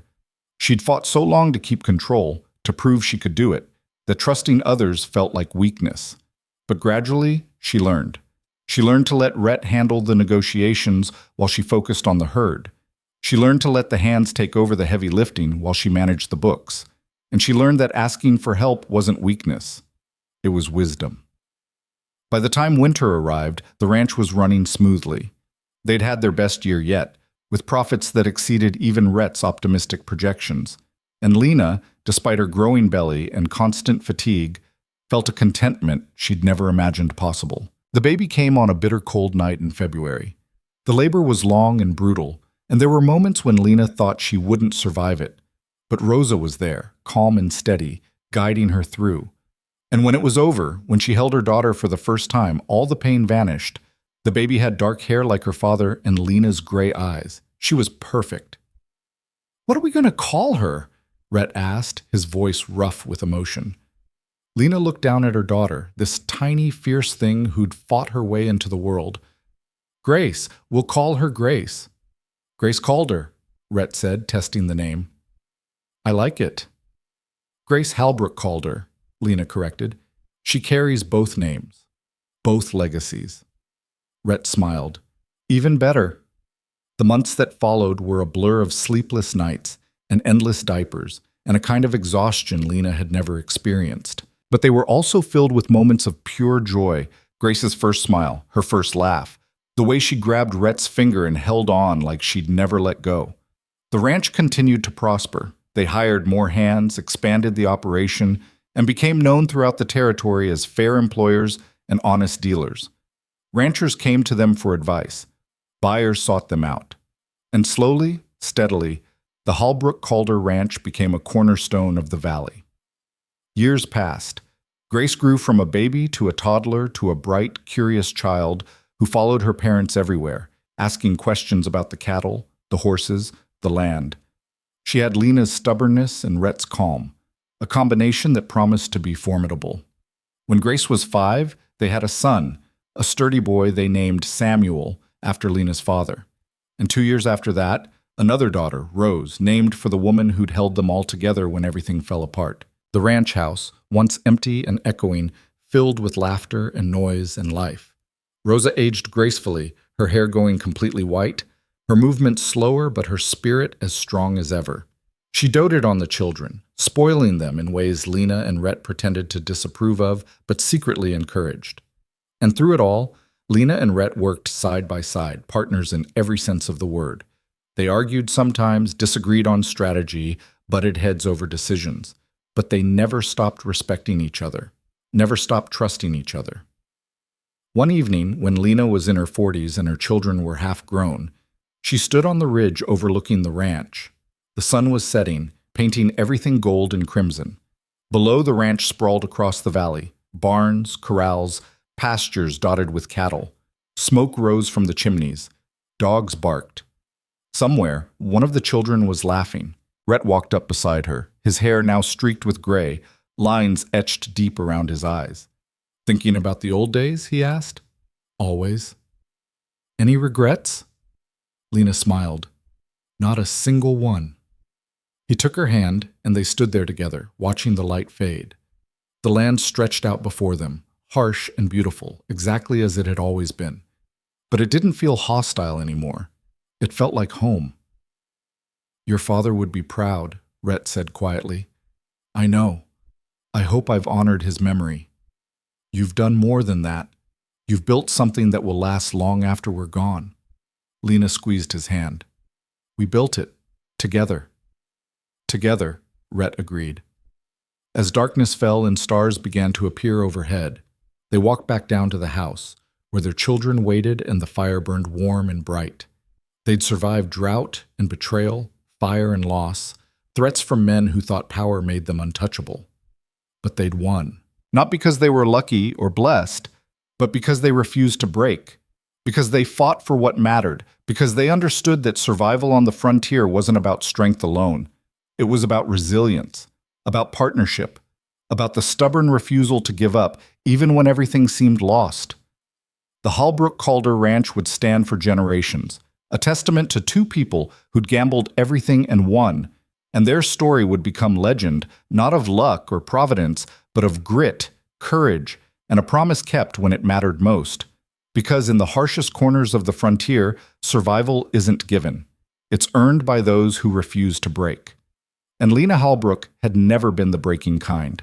The years that followed were not without their challenges, but they were the kind of challenges that came from growth rather than survival, from ambition rather than desperation. When Grace turned 12, she started writing fence lines with her father, learning the land the way Lena had learned it from Samuel. The girl had her grandfather's eye for cattle and her mother's head for numbers.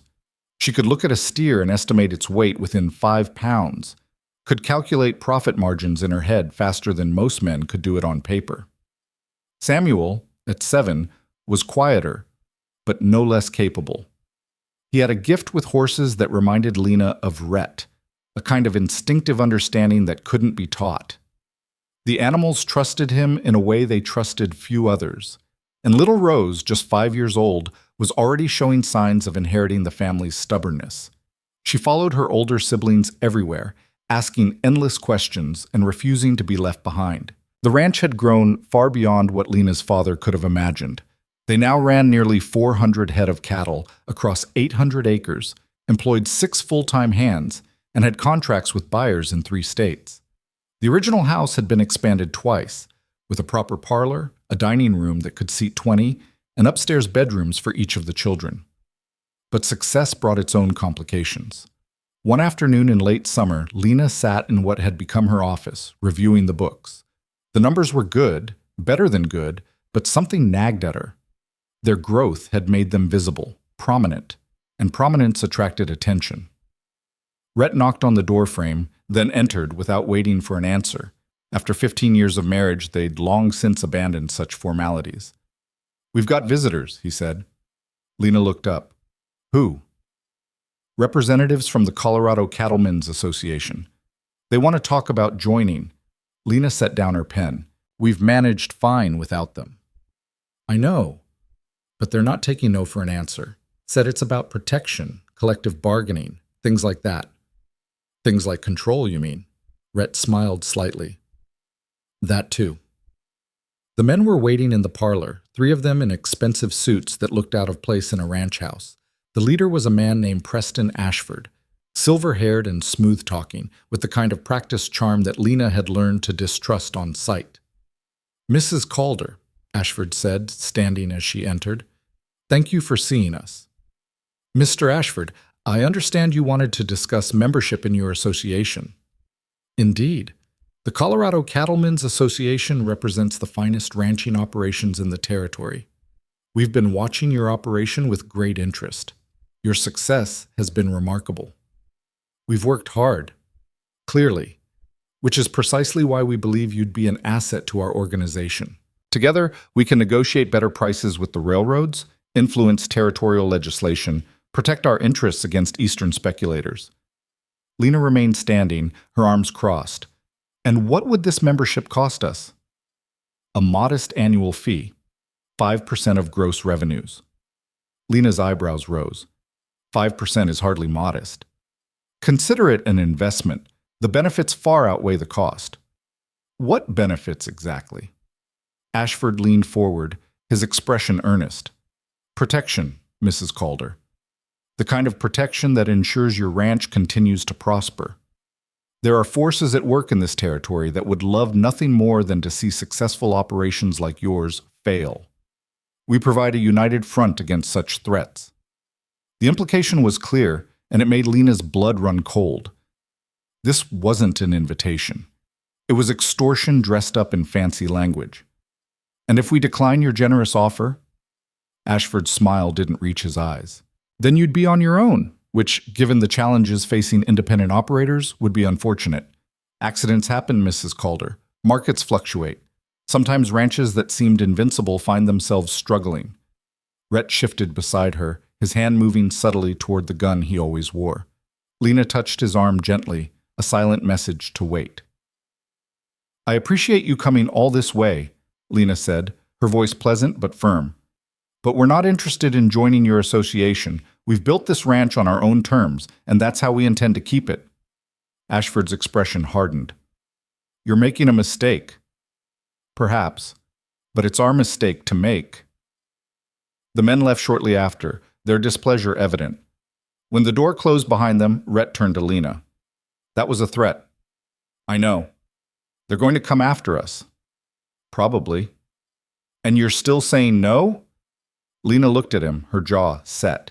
"We didn't survive Crowley and Langston just to hand over control to another group of thieves. If they want to fight, we'll give them one." Rhett studied her face, then nodded slowly. "All right. But we need to be smart about this. These men have resources we don't. Then we find different resources. We've done it before." The trouble started within a week. Their contracts with 2 major buyers were suddenly canceled, no explanation given.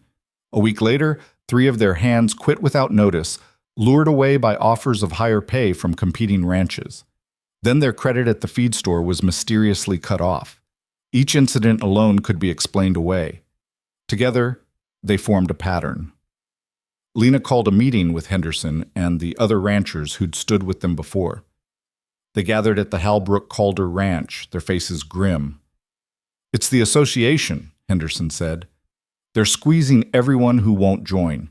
I've lost 2 contracts this month. Pruitt's had his water rights challenged. This is Crowley all over again, just with a different name." "So what do we do?" Martha Henderson asked. "We can't fight them all." We don't have to fight them all, Lena said. We just have to prove they're operating illegally. If they're using coercion and intimidation to force membership, that's racketeering. The federal government takes that seriously. You want to go to the law again? Pruitt asked. That worked last time, but we got lucky. These men are careful. They'll have covered their tracks. Maybe, Rhett said. But they also got arrogant. Arrogant people get sloppy. We need proof, Lena continued.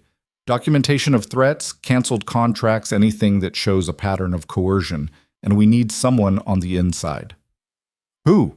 Henderson asked. Lena thought for a moment.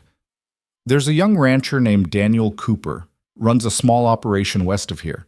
The association approached him last month. He joined, but I heard he wasn't happy about it. If we can convince him to help us, that's a big if, Martha said. If they find out he's working against them, they'll destroy him. Which is why we need to make sure they don't find out. It took 2 weeks to convince Cooper. He was scared, and rightfully so. But he was also angry at being forced into something he didn't want. In the end, that anger won out. Cooper provided them with documents showing the association's methods, lists of ranchers who'd been threatened, records of payments that looked suspiciously like bribes to railroad officials. It was damning evidence, but they needed more. They needed someone to testify. That someone turned out to be one of Ashford's own lieutenants, a man named Morris, who'd grown disillusioned with the association's tactics. Morris had a conscience, something Ashford had failed to account for. With Morris's testimony and Cooper's documents, they had a case. Lena took everything to Marshal Wade, who was now the territorial marshal and had offices in Denver. Wade looked over the evidence, his expression darkening with each page.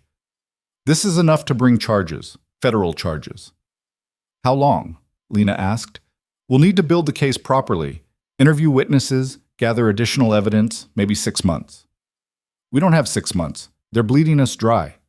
Wade leaned back in his chair. Then you're going to have to hold on. Can you do that? Lena thought of her children, her ranch, everything she'd built. We can do it. The next 6 months were brutal. The association tightened the screws, cutting them off from markets, sabotaging shipments, spreading rumors about the quality of their cattle. Their savings dwindled. They had to let 2 hands go. There were nights when Lena lay awake wondering if they'd survive this, but they held on. Rhett found new buyers, ones the association hadn't gotten to yet. They diversified, selling directly to mining camps and lumber operations. It was harder work for less money, but it kept them afloat. And all the while, Wade was building his case. The trial began in early spring, held in federal court in Denver.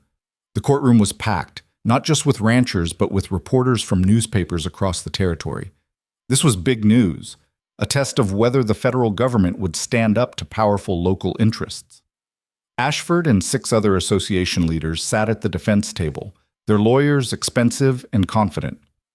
But as the prosecution presented its case, laying out the pattern of intimidation and coercion, that confidence began to crack. Morris testified first, describing in detail how the association operated, the threats, the bribes, the systematic destruction of anyone who refused to comply. Then Cooper took the stand, providing documents and dates and names. Finally, Lena herself testified. She described the meeting with Ashford, the veiled threats, the subsequent attacks on her business. Ashford's lawyer tried to discredit her, painting her as a bitter woman with a vendetta against successful men. But Lena didn't break. She answered every question calmly, factually, letting the evidence speak for itself. The jury deliberated for 2 days. When they returned, their verdict was unanimous. Guilty on all counts. Ashford and his associates were sentenced to prison terms ranging from 5 to 15 years.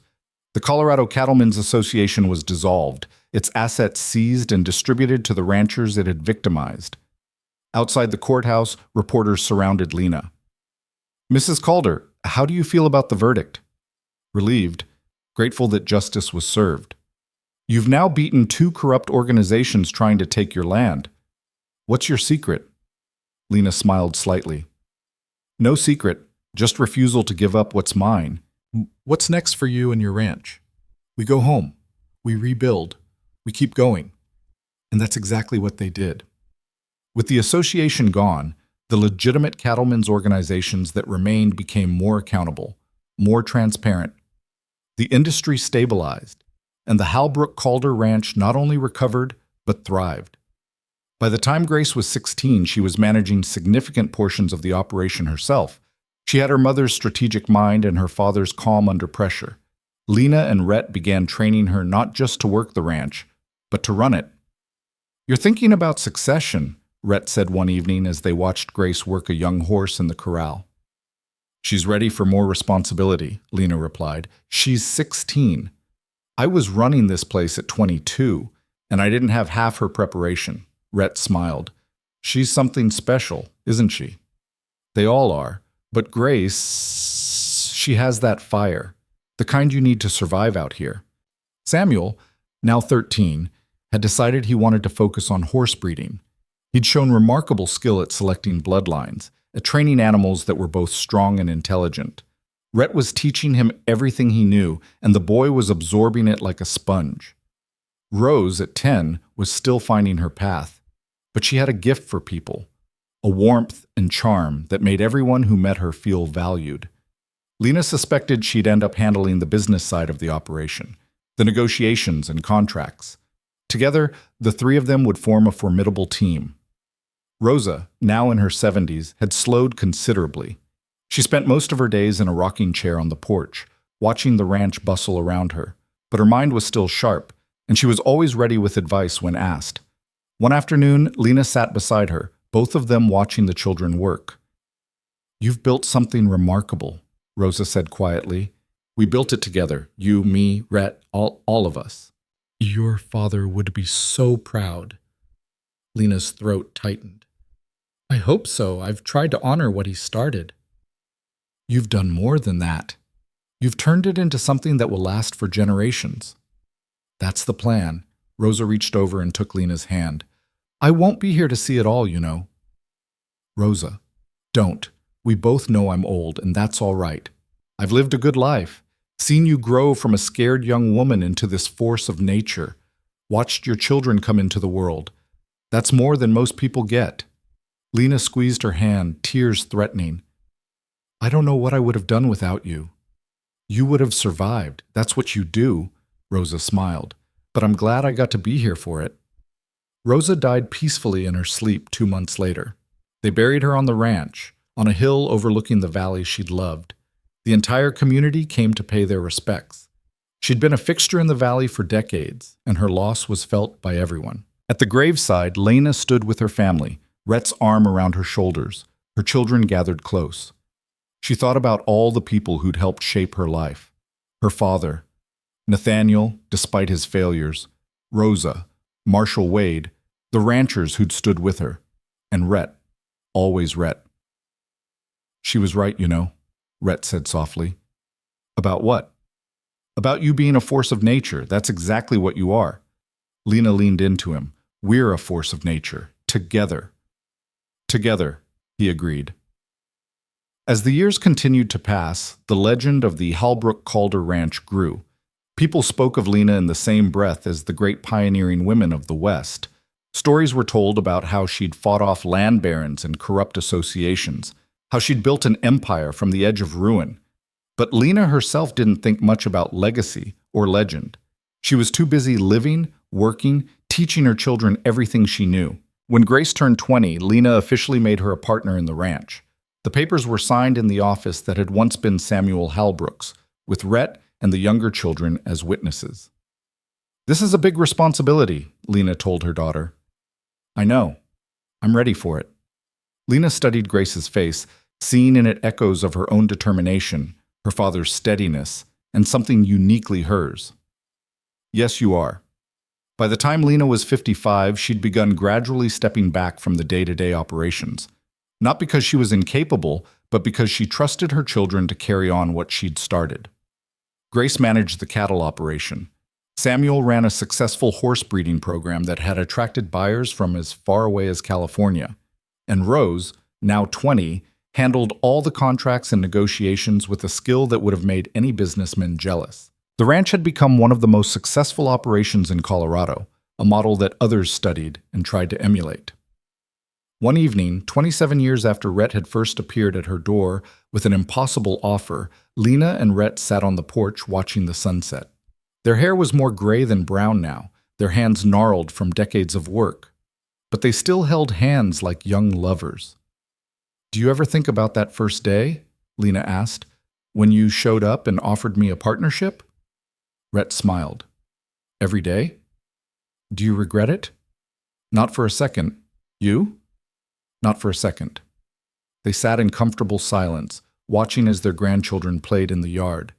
Grace had married a good man, a rancher from the next valley, and they had 3 children of their own. Samuel's wife was pregnant with their first. The Halbrook-Calder legacy was secure.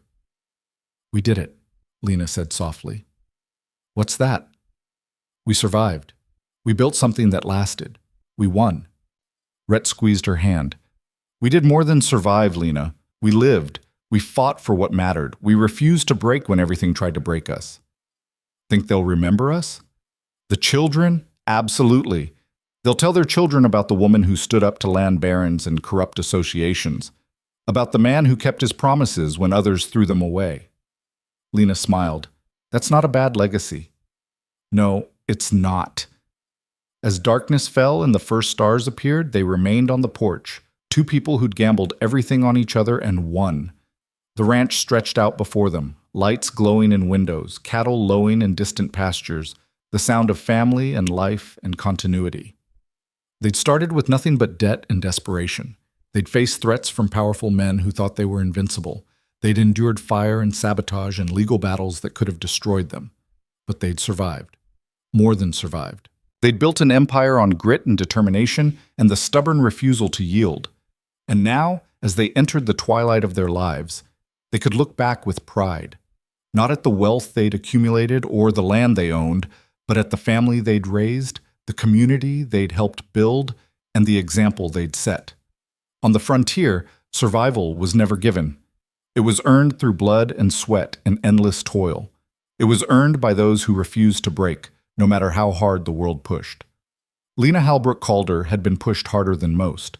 She'd lost her father, her brother, nearly lost her ranch a dozen times. She'd been threatened, attacked, burned out, and squeezed. But she'd never broken. And in the end, that made all the difference. Years later, when Lena passed peacefully in her sleep at the age of 78, with Rhett holding her hand and her children gathered around, the entire territory mourned. Flags flew at half-mast. Newspapers ran obituaries calling her one of the great pioneers of the American West. But the truest tribute came from the land itself. The ranch she'd saved, expanded, and nurtured continued to thrive under her children's stewardship, then her grandchildren's, then beyond. The Halbrook-Calder name became synonymous with integrity, resilience, and the kind of stubborn determination that defined the frontier spirit. Rhett lived another 5 years after Lena's death, spending his days teaching his grandchildren and great-grandchildren the lessons he and Lena had learned. When his time came, he was buried beside her on the hill overlooking the valley, their stones side by side, partners in death as they'd been in life. And the story of how a desperate woman and a drifting cowboy had saved a dying ranch and built a dynasty became the stuff of legend. It was told around campfires and dinner tables, passed down through generations, embellished and romanticized until it was hard to separate fact from fiction. But at its core, the story remained true. It was a story about survival in its purest form, about 2 people who'd been given every reason to quit and had chosen to fight instead, about promises kept when it would have been easier to break them, about love forged in fire and tested by time. The frontier was harsh and unforgiving. It crushed the weak and rewarded the strong. But strength wasn't just about muscle or money or power. It was about the courage to stand when everything told you to run, the wisdom to fight smart when fighting hard wasn't enough, the grace to ask for help when pride said to stand alone. Lena and Rhett had embodied all of those things. And in doing so, they'd not only survived the frontier, but had helped tame it, had turned a wilderness into a home, had built something that outlasted them both. In the harshest corners of the frontier, survival isn't given. It's earned by those who refuse to break, by those who understand that the greatest victories aren't won in a single battle, but through a lifetime of small, stubborn choices to keep going when quitting would be easier. Lena Halbrook-Calder had made those choices every single day of her life. And in the end, those choices had made all the difference. The ranch stood as proof. Not just a property, but a testament. Evidence that determination could overcome impossible odds, that partnerships built on trust and respect could weather any storm, that the frontier, for all its brutality, still had room for those brave enough to claim their place in it. And so the story ended where it began, with a ranch in the Colorado high country. But this time, it wasn't dying, it was thriving. Home to children and grandchildren and great-grandchildren who carried forward the legacy of two people who'd refused to let their story end in defeat. Because in the end, that's what survival really meant. Not just staying alive, but building something worth living for. Something worth fighting for. Something that lasted. And the Hallbrook-Calder Ranch, born from desperation and forged in fire, would last for generations to come. They diversified, selling directly to mining camps and lumber operations. It was harder work for less money, but it kept them afloat. And all the while, Wade was building his case. The trial began in early spring, held in federal court in Denver. The courtroom was packed, not just with ranchers, but with reporters from newspapers across the territory. This was big news, a test of whether the federal government would stand up to powerful local interests. Ashford and 6 other association leaders sat at the defense table, their lawyers expensive and confident. But as the prosecution presented its case, laying out the pattern of intimidation and coercion, that confidence began to crack. Morris testified first, describing in detail how the association operated. The threats, the bribes, the systematic destruction of anyone who refused to comply. Then Cooper took the stand, providing documents and dates and names. Finally, Lena herself testified. She described the meeting with Ashford, the veiled threats, the subsequent attacks on her business. Ashford's lawyer tried to discredit her, painting her as a bitter woman with a vendetta against successful men. But Lena didn't break. She answered every question calmly, factually, letting the evidence speak for itself. The jury deliberated for 2 days. When they returned, their verdict was unanimous, guilty on all counts. Ashford and his associates were sentenced to prison terms ranging from 5 to 15 years. The Colorado Cattlemen's Association was dissolved, its assets seized and distributed to the ranchers it had victimized. Outside the courthouse, reporters surrounded Lena. "Mrs. Calder, how do you feel about the verdict?" "Relieved. Grateful that justice was served. You've now beaten 2 corrupt organizations trying to take your land. What's your secret?" Lena smiled slightly. "No secret, just refusal to give up what's mine. What's next for you and your ranch? We go home. We rebuild. We keep going." And that's exactly what they did. With the association gone, the legitimate cattlemen's organizations that remained became more accountable, more transparent. The industry stabilized, and the Hallbrook-Calder Ranch not only recovered, but thrived. By the time Grace was 16, she was managing significant portions of the operation herself. She had her mother's strategic mind and her father's calm under pressure. Lena and Rhett began training her not just to work the ranch, but to run it. "You're thinking about succession," Rhett said one evening as they watched Grace work a young horse in the corral. "She's ready for more responsibility," Lena replied. "She's 16. I was running this place at 22, and I didn't have half her preparation." Rhett smiled. "She's something special, isn't she?" "They all are. But Grace, she has that fire, the kind you need to survive out here." Samuel, now 13, had decided he wanted to focus on horse breeding. He'd shown remarkable skill at selecting bloodlines, at training animals that were both strong and intelligent. Rhett was teaching him everything he knew, and the boy was absorbing it like a sponge. Rose, at 10, was still finding her path, but she had a gift for people, a warmth and charm that made everyone who met her feel valued. Lena suspected she'd end up handling the business side of the operation, the negotiations and contracts. Together, the 3 of them would form a formidable team. Rosa, now in her 70s, had slowed considerably. She spent most of her days in a rocking chair on the porch, watching the ranch bustle around her, but her mind was still sharp, and she was always ready with advice when asked. One afternoon, Lena sat beside her, both of them watching the children work. "You've built something remarkable," Rosa said quietly. "We built it together. You, me, Rhett, all of us. Your father would be so proud." Lena's throat tightened. I hope so. I've tried to honor what he started. You've done more than that. You've turned it into something that will last for generations. That's the plan. Rosa reached over and took Lena's hand. I won't be here to see it all, you know. Rosa, don't. We both know I'm old, and that's all right. I've lived a good life. Seen you grow from a scared young woman into this force of nature. Watched your children come into the world. That's more than most people get. Lena squeezed her hand, tears threatening. I don't know what I would have done without you. You would have survived. That's what you do. Rosa smiled, but I'm glad I got to be here for it. Rosa died peacefully in her sleep 2 months later. They buried her on the ranch, on a hill overlooking the valley she'd loved. The entire community came to pay their respects. She'd been a fixture in the valley for decades, and her loss was felt by everyone. At the graveside, Lena stood with her family, Rhett's arm around her shoulders, her children gathered close. She thought about all the people who'd helped shape her life, her father, Nathaniel, despite his failures, Rosa, Marshall Wade, the ranchers who'd stood with her, and Rhett, always Rhett. She was right, you know, Rhett said softly. About what? About you being a force of nature. That's exactly what you are. Lena leaned into him. We're a force of nature. Together. Together, he agreed. As the years continued to pass, the legend of the Halbrook Calder Ranch grew. People spoke of Lena in the same breath as the great pioneering women of the West. Stories were told about how she'd fought off land barons and corrupt associations, how she'd built an empire from the edge of ruin. But Lena herself didn't think much about legacy or legend. She was too busy living, working, teaching her children everything she knew. When Grace turned 20, Lena officially made her a partner in the ranch. The papers were signed in the office that had once been Samuel Halbrook's, with Rhett and the younger children as witnesses.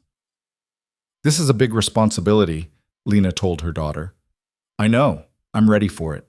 Lena studied Grace's face, seeing in it echoes of her own determination, her father's steadiness, and something uniquely hers. Yes, you are. By the time Lena was 55, she'd begun gradually stepping back from the day-to-day operations. Not because she was incapable, but because she trusted her children to carry on what she'd started. Grace managed the cattle operation.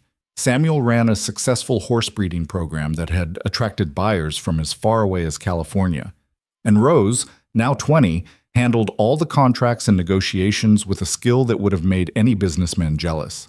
The ranch had become one of the most successful operations in Colorado, a model that others studied and tried to emulate. One evening, 27 years after Rhett had first appeared at her door with an impossible offer, Lena and Rhett sat on the porch watching the sunset. Their hair was more gray than brown now, their hands gnarled from decades of work, but they still held hands like young lovers. Do you ever think about that first day? Lena asked. When you showed up and offered me a partnership? Rhett smiled. Every day. Do you regret it? Not for a second. You? Not for a second. They sat in comfortable silence, watching as their grandchildren played in the yard. Grace had married a good man, a rancher from the next valley, and they had 3 children of their own. Samuel's wife was pregnant with their first. The Halbrook Calder legacy was secure. We did it, Lena said softly. What's that? We survived. We built something that lasted. We won.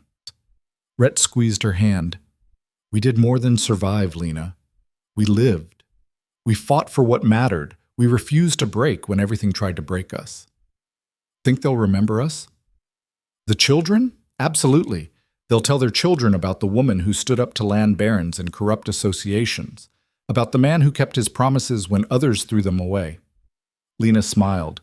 That's not a bad legacy. No, it's not. As darkness fell and the first stars appeared, they remained on the porch, 2 people who'd gambled everything on each other and won.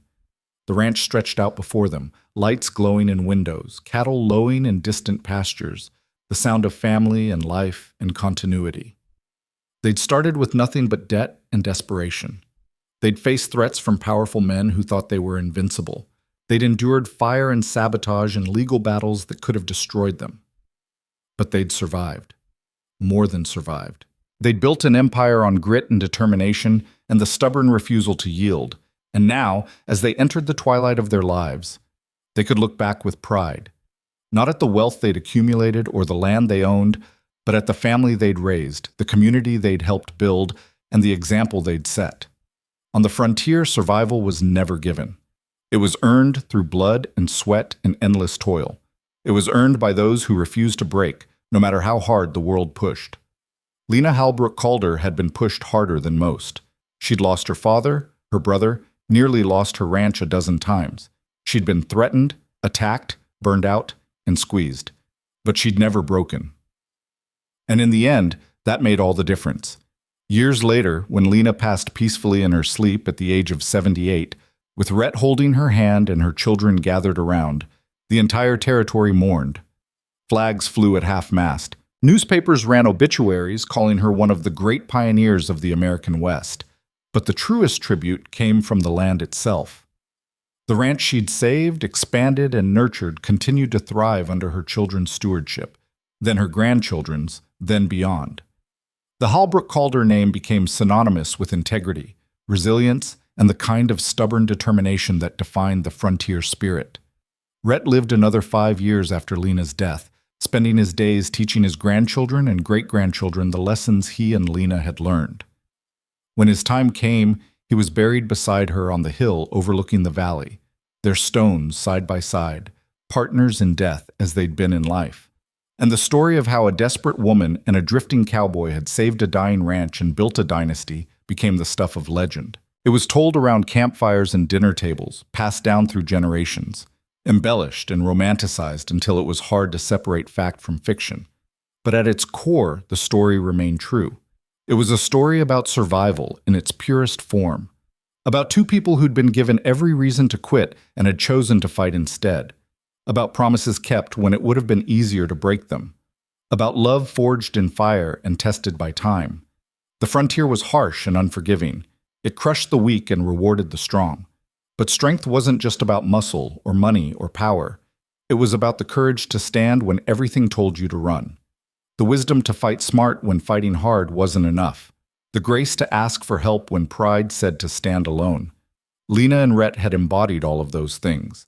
And in doing so, they'd not only survived the frontier but had helped tame it, had turned a wilderness into a home, had built something that outlasted them both. In the harshest corners of the frontier, survival isn't given. It's earned by those who refuse to break, by those who understand that the greatest victories aren't won in a single battle, but through a lifetime of small, stubborn choices to keep going when quitting would be easier. Lena Halbrook Calder had made those choices every single day of her life. And in the end, those choices had made all the difference. The ranch stood as proof, not just a property, but a testament, evidence that determination could overcome impossible odds, that partnerships built on trust and respect could weather any storm, that the frontier, for all its brutality, still had room for those brave enough to claim their place in it. And so the story ended where it began, with a ranch in the Colorado high country. But this time it wasn't dying, it was thriving, home to children and grandchildren and great-grandchildren who carried forward the legacy of two people who'd refused to let their story end in defeat. Because in the end, that's what survival really meant. Not just staying alive, but building something worth living for, something worth fighting for, something that lasted. And the Halbrook Calder Ranch, born from desperation and forged in fire, would last for generations to come. But the truest tribute came from the land itself. The ranch she'd saved, expanded, and nurtured continued to thrive under her children's stewardship, then her grandchildren's, then beyond. The Halbrook Calder name became synonymous with integrity, resilience, and the kind of stubborn determination that defined the frontier spirit.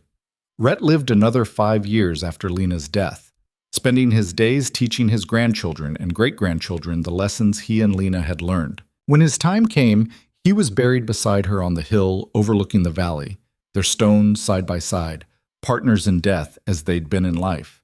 And the story of how a desperate woman and a drifting cowboy had saved a dying ranch and built a dynasty became the stuff of legend. It was told around campfires and dinner tables, passed down through generations, embellished and romanticized until it was hard to separate fact from fiction. But at its core, the story remained true. It was a story about survival in its purest form, about two people who'd been given every reason to quit and had chosen to fight instead, about promises kept when it would have been easier to break them, about love forged in fire and tested by time. The frontier was harsh and unforgiving. It crushed the weak and rewarded the strong. But strength wasn't just about muscle or money or power. It was about the courage to stand when everything told you to run. The wisdom to fight smart when fighting hard wasn't enough. The grace to ask for help when pride said to stand alone. Lena and Rhett had embodied all of those things.